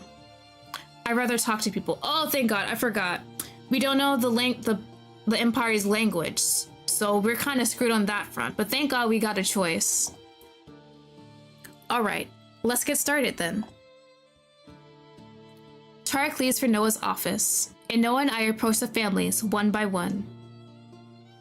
There are really a lot of people here, but everyone is very cooperative, so we managed to compile the list in 2 hours. The sun sets, the sky turning dark. Tarek returns with her own list. It's about the same as ours, from what I can tell. I'm surprised there are so many people here ready to help those in need. It took me a few years to find willing contacts. Still, some of them may refuse us. Regardless, we should have enough space to house everyone. If not, I will buy a few inns while I look for more people to help. I give Noah a long look. They say you're the Mad Prince, but all you do is disobey the Empress. Of course, I know from the book that there's a lot more to Noah than that reputation. Yet Celeste's only opinion of him is based on Noah being the Mad Prince. And do you agree with that image of me? I do see you as someone who's not afraid to speak up, even if doing so means going against the Empress. You're also a well-organized and charismatic leader. Well, rumor has it that you're Count Decara's good-for-nothing daughter. Yet look at you now, organizing help for refugees. I can't stand by when I see people in need. I appreciate the sentiment. Not everyone is ready to aid others. I might have said before that all one needs to be a good Saintess is good skill in archery. However, over the last few decades, while waiting for the bow to choose its wielder, the idea of the Saint became a beacon of hope for our people. They need the chosen one to be so much more than just a talented archer. I'm glad the Golden Bow chose someone who cares for the well-being of others. Noah's right. The more I learn about the role of the Saintess, the more I realize there's more to the position than just shooting an arrow at the Demon Queen's heart to kill her. Thank you for helping. You're right to come to me. I'm glad you did. Noah and Tarek started assigning people to their temporary homes. Since I can't be of any more help, I excuse myself back to my room. Ooh, that's a lot. Okay. We're doing pretty good at this whole Saintess thing, but let's not talk about us not knowing how to use the bow or channeling its magic. We're good with helping out people, but now we know that the rumors about the demon's flames not going out, ever burning, is true, and then we're gonna have to worry about that on our journey. We're probably gonna have to go through Barwood during our quest too. So it looks like a week has passed since we became the Saintess. We got 3 more weeks to prepare before we leave on our journey. Let me take a quick juice break. Oh dear God.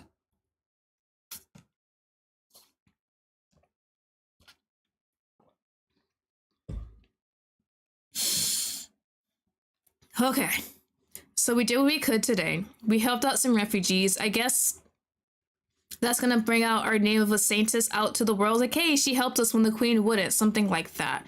And no, the Empress is gonna be very pissed off, but it is what it is. I'm tired. At the same time, I was happy I was able to help the refugees. Aim and release. I spent the next few days practicing archery with renewed purpose. The threat of the Demon Queen's army feels more real to me after having witnessed the plight of Barwood refugees. I know who I'm fighting to keep safe, and I'm ready to do more. The war isn't just part of a story anymore. It's really happening. Ugh. I miss. Again. The Golden Bow doesn't want to listen to me. I feel like it's actively fighting against me. Aim and... That idea is ridiculous though, isn't it? It's just a bow with magic. It couldn't really be sentient like Elijah said. Or could it? Release. Yet, I'm living in a fantasy world. So isn't everything theoretically possible? I know there are some bounds to magic, but I haven't been thoroughly trained on the topic, so I'm not sure of the specifics. I miss again. A stupid bow? Even so, I don't give up. I aim and shoot again. I miss again and again. Sometimes I hit the target, only to miss over and over again once more. Ouch! At some point, I pulled the bow wrong. Maybe I'm tired for making arrows fly like crazy over the past few days. Oh, does it need our blood? My hand is bleeding. Look at the redness gathered in my palm. I can't continue shooting with the bow with an injured hand. Even if I bandage my hand, I won't be able to shoot. The motion will hurt too much. I need healing. Don't make a joke about that. Healing magic is still a strange concept to me as someone from Earth. Yet, holy magic would indeed close the wound quickly so I could continue my training. I've already seen proof of Elijah and Gareth's healing skills during the situation with the refugees. I look around, trying to find Levi. I see him engaged in mock combat with one of the other knights. I don't want Levi to find out I'm injured. For what I've seen in Celeste's memories, he always flips out whatever his lady is hurt. I'll just seek out a priest on my own. I know the way to the priest's wing now. I shouldn't need much time to get this wound healed and return here. I make my way through the corridors of the palace. I pass by the chapel. The door's open, so I peek inside. Elijah is standing in front of the pedestal where the golden bow used to be. His hands joined together in a prayer. He has a contemplative look on his face. He must be praying to the god of light. He could heal my hand, but I don't want to interrupt this serene scene. Just when I'm about to leave, I hear his voice behind me. You're free to approach me whenever you want. I turn around and step into the chapel. I'm sorry, you were praying. I didn't want to interrupt you. Is that so? I can pray anytime, but I can only talk to you when you're around. Somehow, I'm embarrassed by your words and the smirk on his face. First Noah, now Elijah. Why do all the guys around Celeste want to flirt with her so badly? I suppose I can officially assume that Elijah is into me. What exactly about Celeste, about me, do they find so interesting? Their interest could work in my favor given the love requirement for defeating the Demon Queen. If only I wasn't myself and knew how to flirt with a guy. Elijah comes closer to me. He looks down and notices my bleeding hand. You're injured. I was just going to the priest's wing to get my hand healed. I overdid it at the archery practice. And you just want to get this wound patched up so you can overdo it all over again? We're leaving in 3 weeks. There's no time for me to not be practicing using the bow. How's the training going? It is rough. It is a very rough training right now. Maybe like 1% of progress. Slowly. I still feel like the golden bow doesn't want me to wield it. I can't wrap my head around the concept of a bow being sentient. You're convinced it doesn't want to shoot for you. Maybe you're the one blocking its power. Maybe he's right. I'm an educated person who has no comprehension of magic. Perhaps I'm rejecting the golden bow instead of the other way around. I'm not sure. I need to think about it. I look down on my hand. Elijah follows my gaze. May I heal you? Yes. I would be happy if you did. I need to touch you to do so. He's noticed how I've been responding to his touch and his magic so far. Just being near Elijah makes me embarrassed. Yeah, you can touch me. Go ahead, dude. You can touch me to heal me. Elijah takes my hand in his own. I can't help but feel shy. His magic pours into my hand slowly, his power bringing me that unpleasant feeling of being home. The wound closes in a minute, fully healed, leaving no scar. Elijah lets go of my hand. I use every ounce of my will to resist reaching out to him. Why does his magic have such a strong effect on me? Here, don't overdo the archery practice again. Though, I'm sure you will anyway. Come by my office if you're bleeding again. I hate to see you hurt. He does? That's kind of sweet. Or is such a response normal for a healer? There's so much I don't know about Elijah. His role in the book was mostly be part of the love triangle between himself, Levi, and Noah. The novel didn't go into much detail about him, as it did about Noah and Levi. Did Elijah have a lover in the church before the events of the book happened? Or had he never been in a relationship? I don't think I'm close enough to him to ask about his love life. But maybe one day I will be, and then the mystery of Elijah will unravel itself. What is it? Elijah notices how quiet I've been. Thank you. No problem, but what's on your mind? He's not dropping the subject. Forgive me if I shouldn't ask this question, but we've interacted a few times so far, yet I've realized I know so little about you. Elijah laughs, a cheerful and carefree sound. Why would you want to know about me, of all people? I'm not sure why I'm so interested in Elijah. I can't deny the truth, though. I really do want to know more about him. Fine. I'll tell you something else about me. Oh? He's taking pity on me? Well, I am interested in hearing what he has to say. I have 3 brothers. I was born a commoner, a farmer's son. When I turned 10, my affinity for light magic was tested, and I found out I was very strong at wielding holy powers. That's why my parents decided to give me to the church. Give you to the church, so I wasn't willing.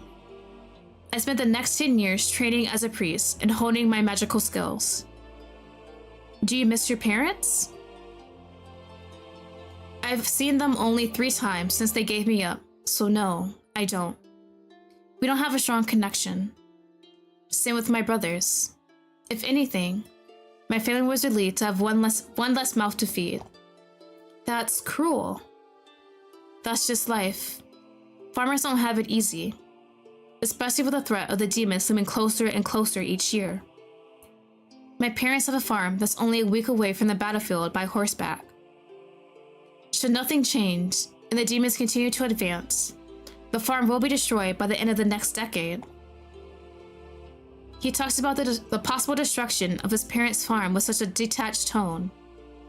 He really doesn't have warm feelings for his family. My colleagues from the church quickly became my family. Gareth and Meredith mostly. We all graduated from the church's collegium together 2 years ago. A month later, I turned 18. So it's time for me to test to become a saint. Many people thought I would be the chosen one, given my strong affinity for holy magic. I even took some archery training to prepare, realizing the odds were high for me to be the saint. Though I'm nowhere very skilled at shooting the bow. Yet, the golden bow didn't choose me. However, the time came for the head of the church to change. So, knowing I wasn't the saint and taking into account my achievements and skills, the previous high priest nominated me for the position. I was selected and became the new high priest. I've held the role ever since. Do you like being the high priest? It's a lot of paperwork, making major decisions. I do enjoy the job, most of the time. Has the information I've given you about me satisfied your curiosity? Truth be told, I'm more interested in small things like Elijah's favorite food or color. Though I shouldn't be. We're nowhere near close enough to ask about such personal details. The tidbit he shared about his relationship with his family was new to me. But the rest I knew already from the book. None of it helped me figure out why I'm so interested in Elijah. Still, I feel like it would be improper to do anything else at this point but nod and agree with him. Yes, thank you for sharing more about yourself with me. I'm happy to quench your thirst for knowledge regarding myself. Now then, I need to return to the office. It was nice chatting with you, Saintess. We should talk more often. With those words, he walks out of the chapel without sparing me another glance. How curious. In a sense, I do know more about Elijah now. Yet I also realize just how much more I might need to learn so I can figure out why I feel an attraction towards him. I shake my head. I've got training to do. What is the speakers? Yeah, why they give us such a messed up pass? Like his family said, okay, we cannot feed this child church. You can take them. Like it was financially a good choice for the family, but still it's kind of messed up. And he never even really talked to them after the fact. So they're his family, but that's just the fact. Like they're my family, but I have no feeling towards them. Oh my God. I'm back to training and it's not going to be good, is it? I return to the training grounds. Levi hasn't noticed my absence. I'm glad. I didn't want to worry him. I take the golden bow in my hand and stare it down. You're not going to win against me. I knock an arrow in the bow again and aim. I continue training until I tire myself out. The next day comes, and I realize it's time for Duchess Penelope's tea party. Oh, I didn't want to go to the tea party. Can I skip the tea party? I almost want to pretend I've forgotten about the occasion, especially when Neurodice and Little waltz into my room to get me ready for the outing. The tea party is a more informal affair than a ball or an audience with the Empress, so I opt for a more modest dress. We arrived at the Royal Gardens just in time for the event. Tables are set up and laden with so many kinds of colorful cakes that my mouth waters. If only I wasn't a noble lady. I'm supposed to mind my manners and eat daintily. Otherwise, I would have taken a full cake of each flavor all for myself. Considering how physically demanding archery training was, I could use some extra calories anyway. There's the Penelope lady. That's Duchess Penelope. Let's approach and greet her. Eurydice points to the lady whose long purple hair is adorned with a butterfly pin. While preparing me for the tea party with Linda, Eurydice made sure to drill information about the Duchess into me. Lady Penelope's family has a lot of land, as well as a large palace in the countryside surrounded by beautiful gardens. Supposedly, there are a lot of butterflies flying around. Eurydice has been to the Ventus mansion a few times as part of Duchess Letitia's entourage. Although, Penelope is only in her late 20s, she's one of the most important players in the politics of the Lokari Empire. Her influence is second only to Duke George.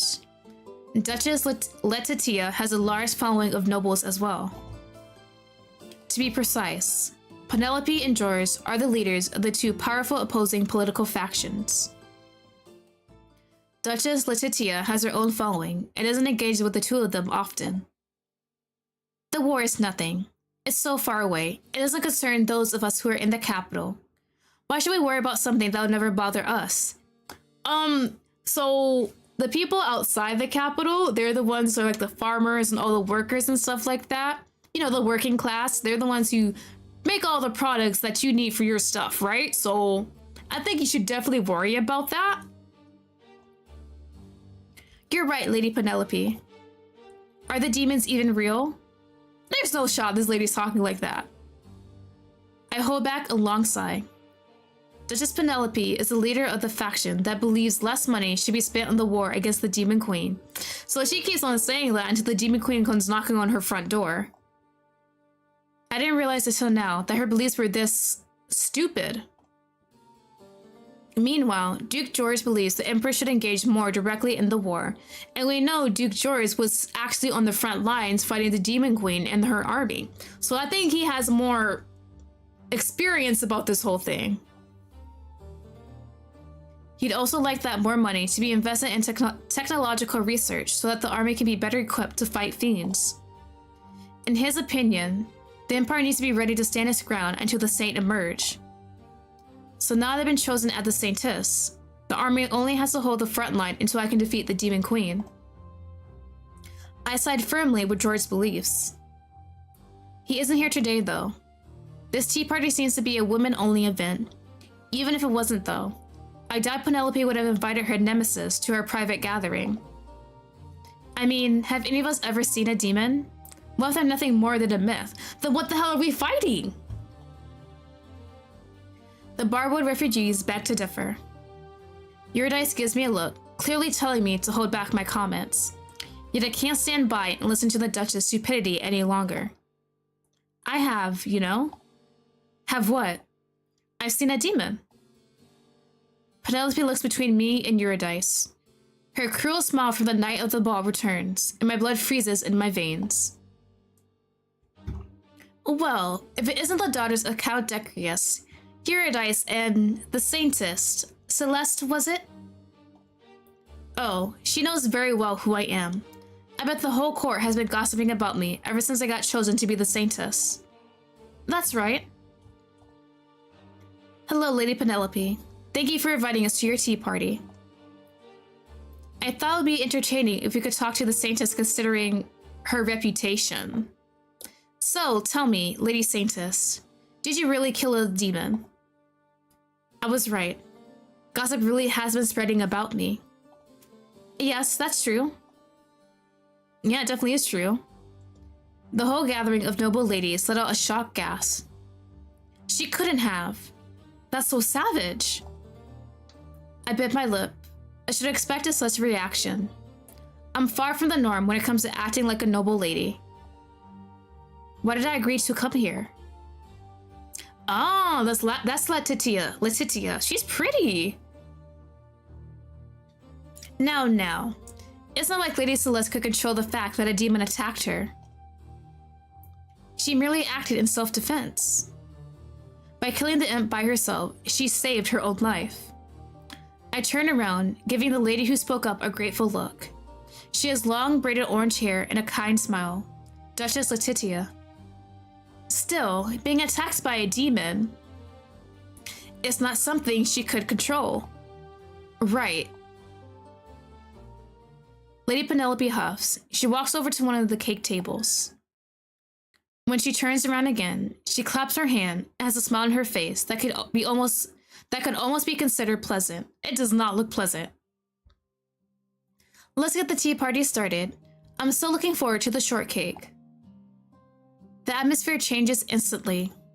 Excited chatter ensues as the ladies make their way over to the cake, taking a little bit of one of each of their plates. Servants are nearby. We're supposed to choose cakes for ourselves today. Eurydice sits down with Lady Letitia's entourage. I'm not sure where I should sit. I don't recognize anyone else except my sister and her favorite lady. Sit down with us. I nod, relief washing over me. I take a seat next to Eurydice. There's one more free seat next to me, but nobody takes it.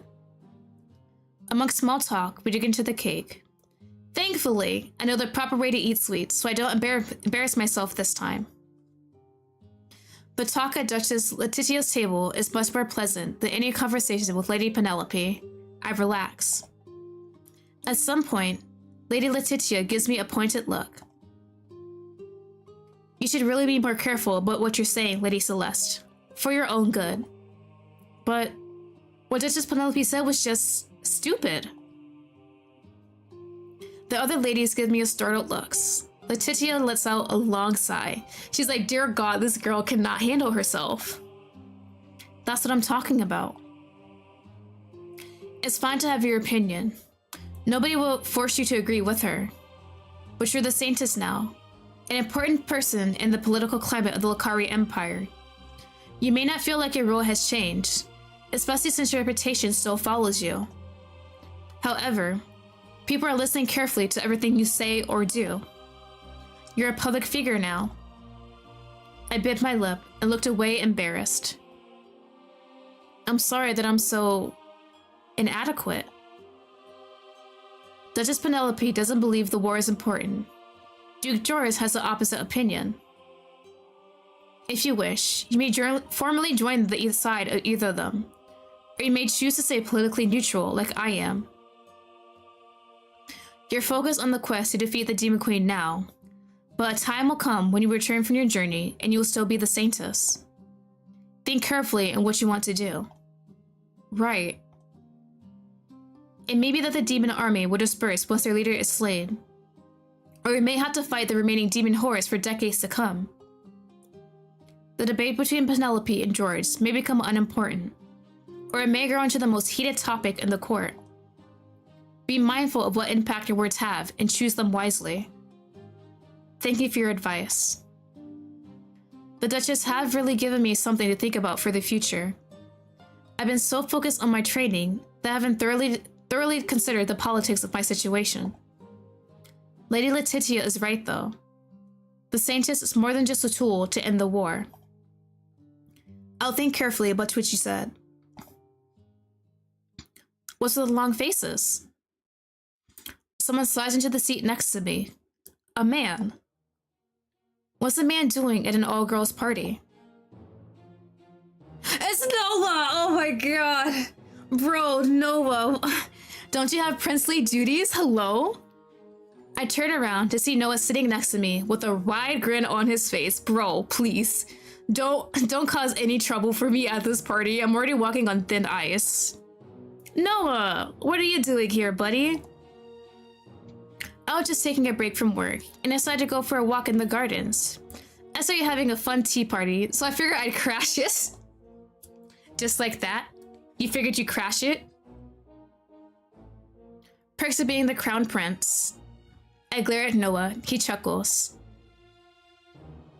This table is talking about some serious topics, though. Why don't you ladies enjoy yourselves more? Especially you, Celeste. I hear you're training really hard. I am. That's good. I like women who know their way around weapons. Ooh, is he flirting again? Prize Baby Factory? Oh, there is something like that happening too. Since she's a high person in power, there's definitely a lot of people going to want to vie for her attention and be like, hey, you know, we can get together and have an heir, and then that'll bring my standing up even more. Oh, that's so gross about that too. We're gonna stick with Noah. I'm sticking with Noah. I blush at the implication of what Noah just said.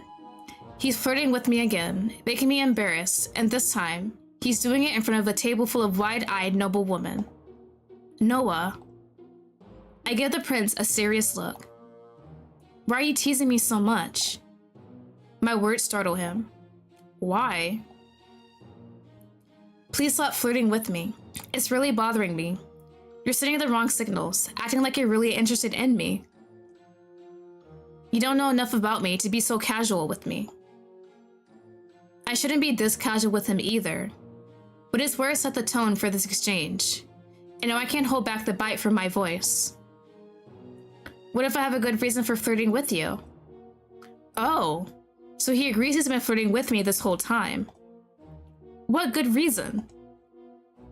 I rather enjoy seeing you both blushing and mad. You're a great distraction for organizing the party for our quest. Besides, you know I can be serious when needed.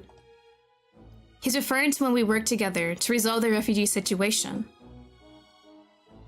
I can't help but feel mad regardless. I don't want to be your distraction. Please, stop teasing me. Noah throws his head back and laughs. There you are all, getting all mad and flustered again.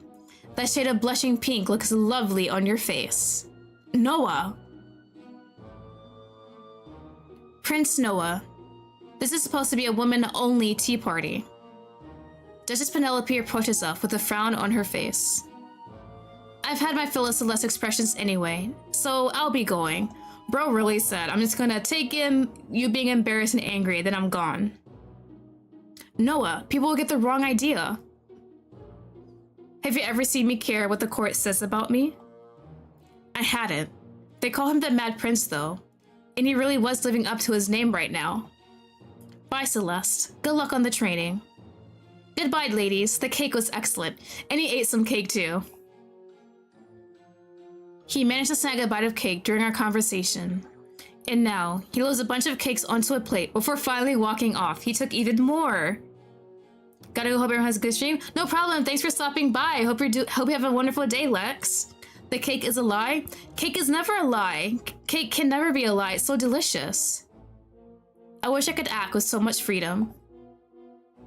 Yet Lady Letitia just told me I can't act how Noah does. A shame, really.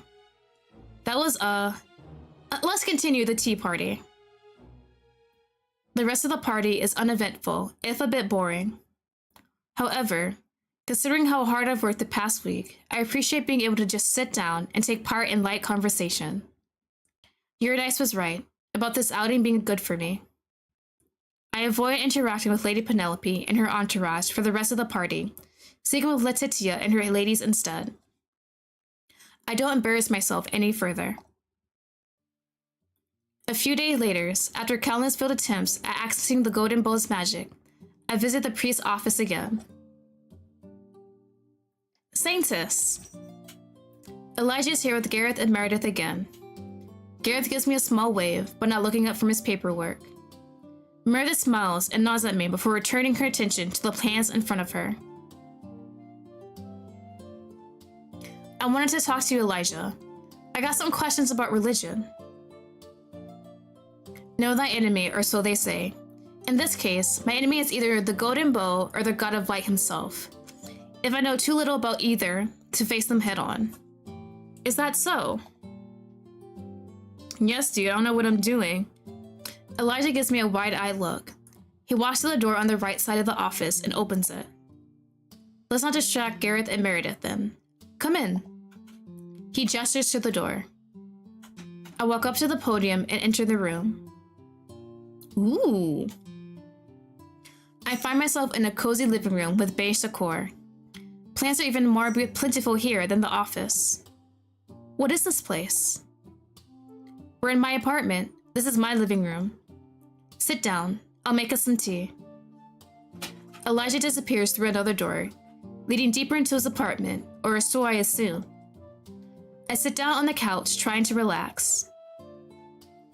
Elijah returns after a while and pours us both some tea. He takes a seat in the armchair. Do you like plants? I gesture to the decor around us. I do. They are God's creations. They feast on the light he gives, and it helps them grow. Does Elijah know about photosynthesis? The view he just shared must be some myth of the religion that's surprisingly close to scientific reality. What would you like to know about our religion? Ooh, that's a lot. Okay. Okay, well, might as well. Can you remind me of how the world came to be? First, there was darkness. There was no life. Then a small spark appeared in the world. That spark formed the God of Light. The God was lonely though, so he created our world as well as the sun and moon to shine upon his creation. Then he breathed life into nature, but the world still felt empty and lonely to him. So he made various kinds of animals, some friendly and others dangerous. Finally, he created humans, his most complex children. Afterward, God made himself a home on the sun. From there, he watches us every day. At night, he sleeps, but the moon shines on the world as his guardian.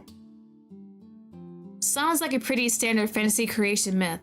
Kinda boring, but it works okay for this world. At least the God in this story is benevolent. I guess evil comes from the demons and lack of light, darkness. Okay, that's not too bad. Who exactly is the god of light? Can you tell me more about him? He doesn't have a mortal form, so he doesn't resemble us humans. Even so, he's often depicted as a human with wings, an angel. He's really just a formless mass of golden, glowing, warm light. I frown. The description reminds me of the time I was reincarnated. Is it possible I really met the god of light himself? Obviously, I can't ask Elijah about the encounter, or he might consider my story a blasphemy against his god. God of light loves us. He's kinder than any being in the world. That's why, when the demons attacked, he gave us the means to defeat them. He is a deity that interferes with the mortal world, but not directly. He gave humans the golden bow, crafted by the blessed blacksmith. But he wouldn't just step down from his pedestal to instantly resolve our problems. Humans had to save themselves. He makes doing so easier. Especially if we believe that the golden bow really is the only weapon that can defeat the demon queen. 2 decades of trying to kill her, though, through different means, are proof enough that the logic of the book is sound. Okay, so who's the blessed blacksmith? Clement Syros. He's still alive, although nobody but the Empress knows where he lives. He's gone into seclusion. Too many people wanted to worship him as if he were the god of light himself. He preferred to live an ordinary life. As far as I know, he's a farmer somewhere to the west of here. It has nothing to do with demons and religion anymore. Good for him. He's gone through enough for the Lottie Empire. I agree with that sentiment. If you're wondering if he knows more about the golden bow than I do, the answer is no. He simply received a vision showing him what kind of weapon to create, and he made the bow from that image. The god of light blew his power into Clement's creation. That's how the golden bow came to be. Okay, so why is the demon queen after us? How did she come to be? Why are the demons attacking the Lottie Empire? Why indeed? The demons are not of this world. 20 years ago, a portal opened to another world, the demon's domain. Fiends poured out of the tear in reality. They only wanted to destroy all that is alive. They are pure evil. Their very existence is a blight on this beautiful world God created for us. However, as they are not made by God's hands, he cannot directly influence them. That's why he gave us the golden bow and chose its saint. And now, we'll be able to get rid of the demon queen using God's pure power embedded within the artifact. Hopefully, once the demon queen is gone, the rest of the demons will stop attacking. That's my hope as well. Alright, we got a bit more information about the god and the demon queen and all her fiends, so hopefully this will work out. That's all I'd like to know. Thank you for answering all my questions. I'm always happy to talk to you about a topic that's close to my heart. Oh, but there is one more thing I wanted to ask you about. The question may be a bit random, but please hear me out. Is there any mention of love in the context of religion of the god of light? Love. Silence falls between us. Elijah gives me a long look. I let him think. There is God of Light's love for his children. There'd be more in the large tomb about the Lottie Empire that I have from my collegium years, and includes myths from ancient times. I haven't read the book for a while, so my memory is rusty. I can give it to you to browse. I wouldn't be able to read the book since I don't know the Lottie Empire's alphabet, but he might think me rude and strange if I refuse him. I'll have to take the tomb from Elijah and risk drawing suspicion upon myself. I would appreciate that. Elijah gets up from his seat and walks over to a large bookcase. He takes out a large book with a navy cover and hands it over to me. If something about love in the context of religion comes to mind, I'll find you and let you know. I take the book from him and nod. I realize that, for the first time in a while, I have finally relaxed around Elijah. I've just been enjoying the conversation and tea. When he speaks of matters he knows well, he has an aura of serenity to him. Though I can't help but notice something else in his expression. It's like an atmosphere of sadness surrounds him. When he smiles, his eyes don't always shine. Ooh. I'm curious. Let's ask him. Elijah, why are you so sad sometimes? Before I can stop myself, the question pops out of my mouth. Ooh, sad? Elijah's eyes widen. He gives me a shocked expression, then quickly looks away. When he looks back at me, he has a smirk on his lips. Are you asking because you want to cheer me up, Celeste? He winks at me, my cheeks heat up. He's flirting with me again. Obviously, his change in demeanor is a means to avoid my question, but I can't help feeling embarrassed. Never mind, forget that I asked. You told me everything I need to know. I'll study the book that you gave me. Thank you, Elijah. I'll be on my way. I almost run out the door. Elijah's chuckle follows me out. I run out the office as well. I don't want to deal with Meredith and Gareth asking me why I'm so pink in the face. I only relax when I'm back in my room. Looking at the heavy tome Elijah gave me, I let out a long sigh. I wish I could read this book. I'm willing to know if it contains anything important to the quest. I have no idea how to access the information on its pages. I can't read the Lokari Empire alphabet. It's a miracle that I can speak the language at the very least. Unfortunately, I won't be able to learn how to read and write in the short time that remains before we embark on the journey to the Demon Queen's castle. What should I do? A knock on the door takes me out of my grim thoughts. Lady Eurydice Decorous has arrived. Levi's voice can be heard from the other side. I wasn't expecting Eurydice today, but she often pops in at random times to see me in between all the tea parties she attends. I'm happy to see Celeste's twin sister. She can enter. Eurydice enters the room with a bright smile and a spring in her step. She walks over to the vanity where I'm sitting, hunched over Elijah's now closed book. You're reading the Almanac of the Lokari Empire? You know this book? Yes, of course. It's a required reading for us when we started learning about the Empire in the God of Light. It's not an easy read. You almost threw your copy out of the window in frustration. Sounds like something Celeste would do. Still, if Eurydice knows the contents of this tomb, I might be able to get the information I need from her. Do you remember the content of the Almanac well? I think so. Our tutor had us memorize passages. I wasn't as resistant to the idea as you were. Why did you pick up this hated read again? I got the tome from Elijah. He said it might be beneficial for me to review the contents again. But I'm getting a headache trying to shift through the writing. Sounds like you, right? You can ask me what you want to know. If I remember what the book said about the topics, I will share. Thank you for your help, Eurydice. You're a blessing. What'd you do without your sister? You'd be quite lost if not for me.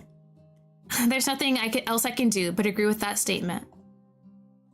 Oh, more questions. Oh, there's so much reading. Another juice break.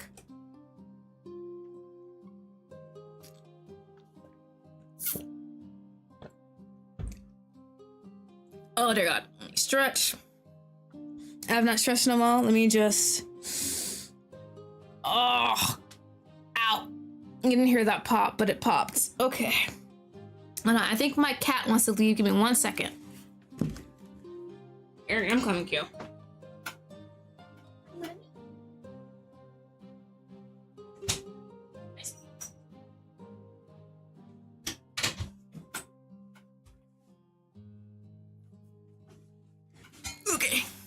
Okay.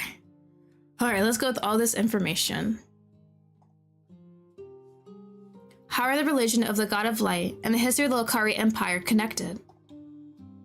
The first emperor ages ago was blessed with the power of light magic. He was also the first high priest who found the Church of the God of Light. Wait, so the two positions were part of a single role at first? Yes. The situation was how the Lokari Empire came to be called the Sun. He represented God himself against mortals. He was the closest thing to God in the mortal realm. Later, the function of the Emperor and the High Priest became separated. One of the emperors did so for practical reasons. Ruling over the empire and taking care of holy matters at the same time was just too much of a strain.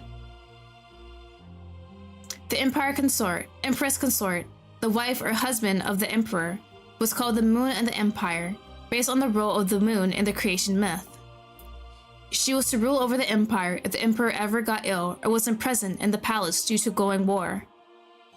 Ah, so currently Empress Muriel rules over the empire. Yes, and her emperor consort is Lucius, who comes from the kingdom of Durandal in the south. Okay. Can you tell me more about Durandal? We're allies with them, right? Durandal has a warmer climate, and their people have a much different culture than the people of the Lokari Empire.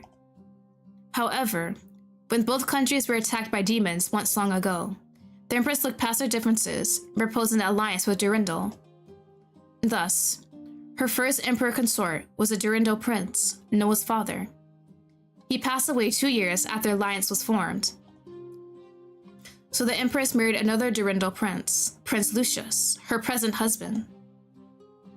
The current emperor consort is the father of Prince Mateo, Noah's half-brother who Muriel wants on the throne. Alright. Is there anything about love in the context of the Empire's religion in the book? Love? There's plenty about God of Light's love for humans. That's not what I mean. I don't remember any other mentions of love. Why do you want to know?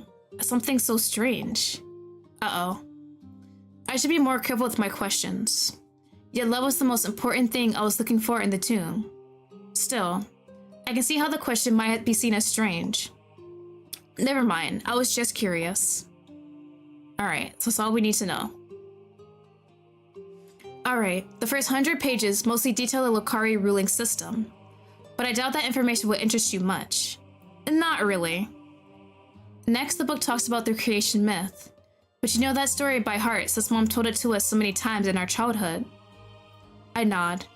Elijah had reminded me about the creation myth recently. Eurydice mentioned their mother makes me feel a pang of sadness and regret. She passed from an incurable illness when Eurydice and Celeste were both young. Celeste has some memories of her, but they are faded. Celeste and Eurydice's mothers resembled Eurydice in personality. She was a sweet, kind woman. How she put up with father's tyrannical ways is difficult for me to understand. I guess she must have loved him, despite everything he was. How the Church of God of Light operates and the fundamentals of the religion are detailed in the book as well. But that information is boring to anybody who doesn't wish to become a priest. I'm fine with my current role. Eurydice chuckles. I didn't expect you to be interested in joining the church. Then the book lists a bunch of myths connected to the ancient Lokari Empire, but I can't say I have any good recollection of them all. They're just legends anyway, and may or may not have any truth to them. Those ancient stories may hold the answer to my questions, but if Eurydice doesn't remember the myths, then I can't pressure her to summarize them for me. I sigh. I won't be able to fully access the knowledge of this book after all. Still, Eurydice has helped me out plenty. Thank you, sister. There, I spared you having to read through this boring, heavy tome. You don't know how much I appreciate you for it. I can imagine. We spend the rest of the day just chatting and hanging out. I could use a break from my archery practice. My body is tired from the constant training. I don't feel like I'm any closer to forming a plan to defeat the Demon Queen, though. I also still don't understand how to access the Golden Bow's magic any better. At the end of the day, I remain frustrated with my lack of progress. The next day, while I'm hanging out in the living room of our apartment, Eurydice approaches me with a spring in her step. Celeste, we received invitations to another ball. Please no, I don't have time. Oh no, yep. Not another one of those painful social gatherings. Look. Eurydice hands me her envelope with a royal seal. The Empress's seal? Yes, these envelopes were inside a bigger one. The Empress formally invited Father, myself, and you to a ball tomorrow evening. Tomorrow? That's so little time to prepare. Yes, aren't you excited? Not at all. Oh, Celeste, don't be sour. I'm sure the ball will be beautiful, with good food, amazing music, and interesting conversations. You know I hate any kind of gatherings of nobles. Can I refuse the invitation? No, you cannot. I'm sorry, but not attending when you got an informal invitation from the Empress could anger her. I don't want to antagonize the Empress. It's just the... What am I supposed to do upon my lack of etiquette knowledge? I'm not going to suddenly get a lot better at those skills by tomorrow's evening. With all of my archery practice, I had no time to worry about learning to be a proper noble lady. There's a knock on the door. Paul, Eurydice's knight, opens it. A messenger from Duke George arrived for Lady Celeste. From Duke George? I bring word that my master, Duke George, would like to see Lady Celeste in 2 hours at the Royal Conservatory.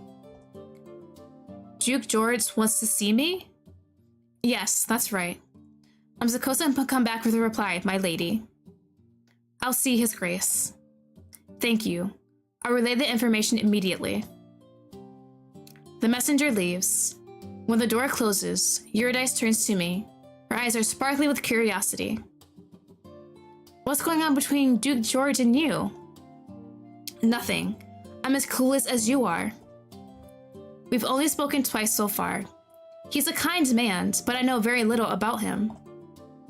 Duke George? Kind?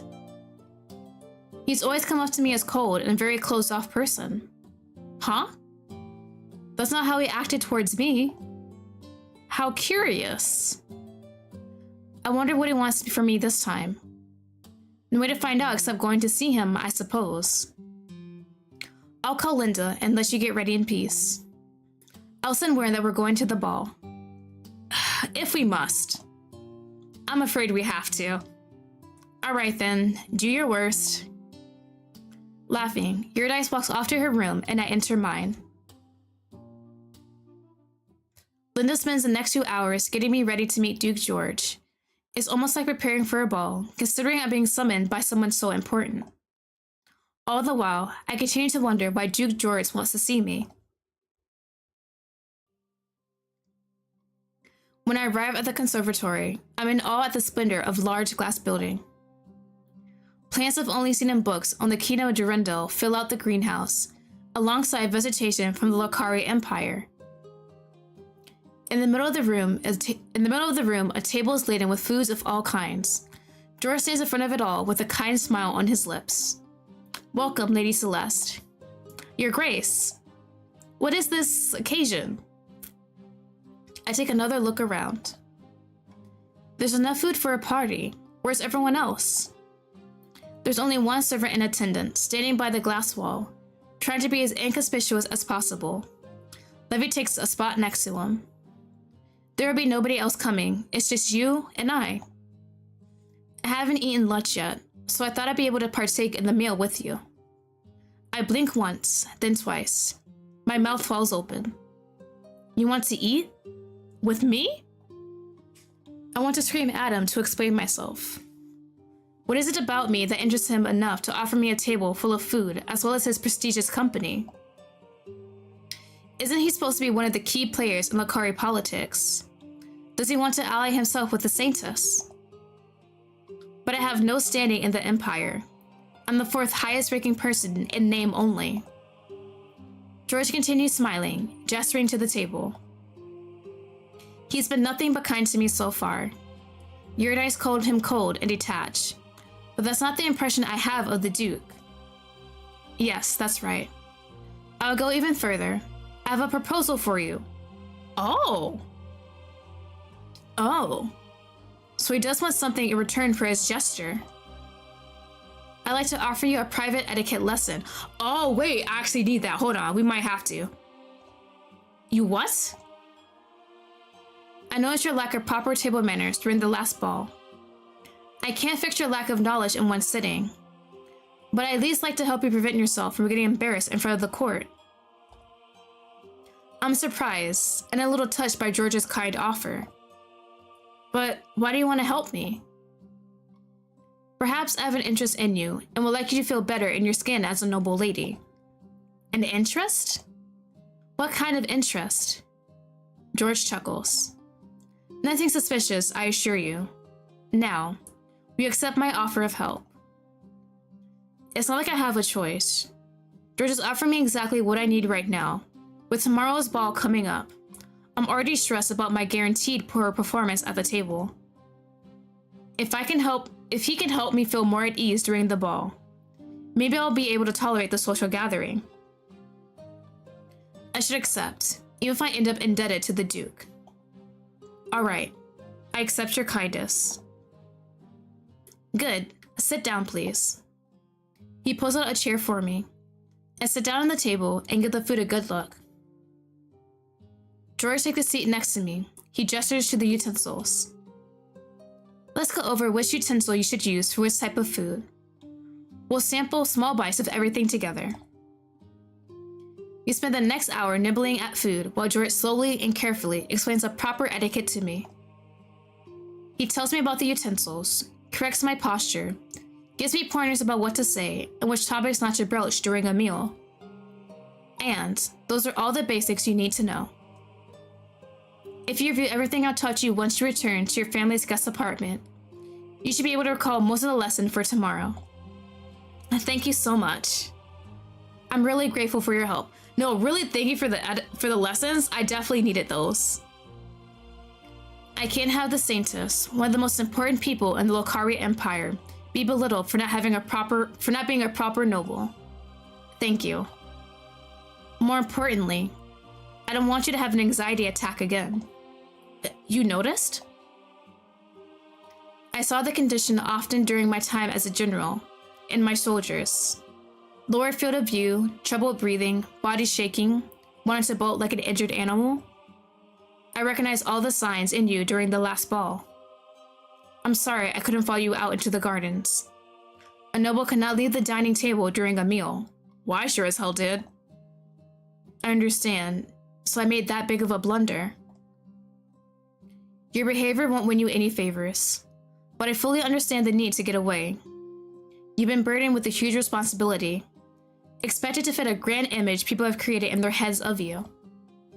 I know how that feels, and I don't want you to suffer further. We've all been firmly invited to tomorrow's ball with the Empress, so we cannot escape the event. That's why I thought I'd help you gain more confidence so that you won't be as frightened. I really appreciate your kindness.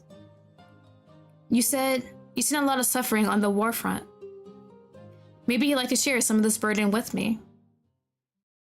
What I've seen doesn't matter right now. George's kind smile disappears, replaced by a cold expression. I need to prepare myself for the ball as well. Thank you for today's meal, Lady Celeste. He's completely shut me out. Ugh, I asked the wrong question again. Of course, George has seen a lot of pain and death. He fought on the war front. Why do I think he wanted to discuss those events with me, though? For a moment, I felt close to him, but in the end, we're still just strangers. All right, I'll see myself out then. Thank you again. I curtsy and leave. George says nothing more to me. It's like an Arctic wind suddenly blew between us, taking away all his warmth. Duke George is really a mysterious figure. I can't let my guard down around him. No, is that the end? Ah, we reached the end. Thank you for playing the Saints of the Golden Bowl demo. Oh, that was really good. That was so abrupt. I wanted more, but thank God I don't have to go through the damn ball. I was not ready for a ball, to tell you guys the truth. All right, that is the demo of Saintess of the Golden Bow. That was a lot of fun. I really enjoyed that. I think Noah is my best boy right now. And it's a tie between Levi and Elijah. Elijah might be a bit more high considering his past and the sadness around him. That's very interesting to see. If you want to know more about his backstory. Oh my god, that was a lot of fun. I really enjoyed that. Definitely really excited to see how this plays out. So I like how we do have some time before we just are thrusted into battle in the story. We have our training arc. Hopefully we'll figure out how to harness the bow's power and actually get accuracy with our abilities. I am praying so hard. Oh my god. Yeah, that was Saintess of the Golden Bow demo. Definitely try it out yourself. I do have links in my description for the Kickstarter. It has not started yet, but you definitely should check it out and when it does come out. I also have a link to the Steam if you want to wishlist and try out the demo yourself. I had a lot of fun. As you can see, some of the choices I did not choose, like when we helped the refugees. So maybe you want to help out Levi hand out the rations or help Elijah heal up the people. You might want to try something different than me. So that is it for today's stream. Next stream should be Wednesday, I believe. I'm continuing the demo of Thesis of Love. I'm very excited for that one. So that is it for today's stream. I hope you guys all had a fun time, and I'll see you guys all later. Bye bye.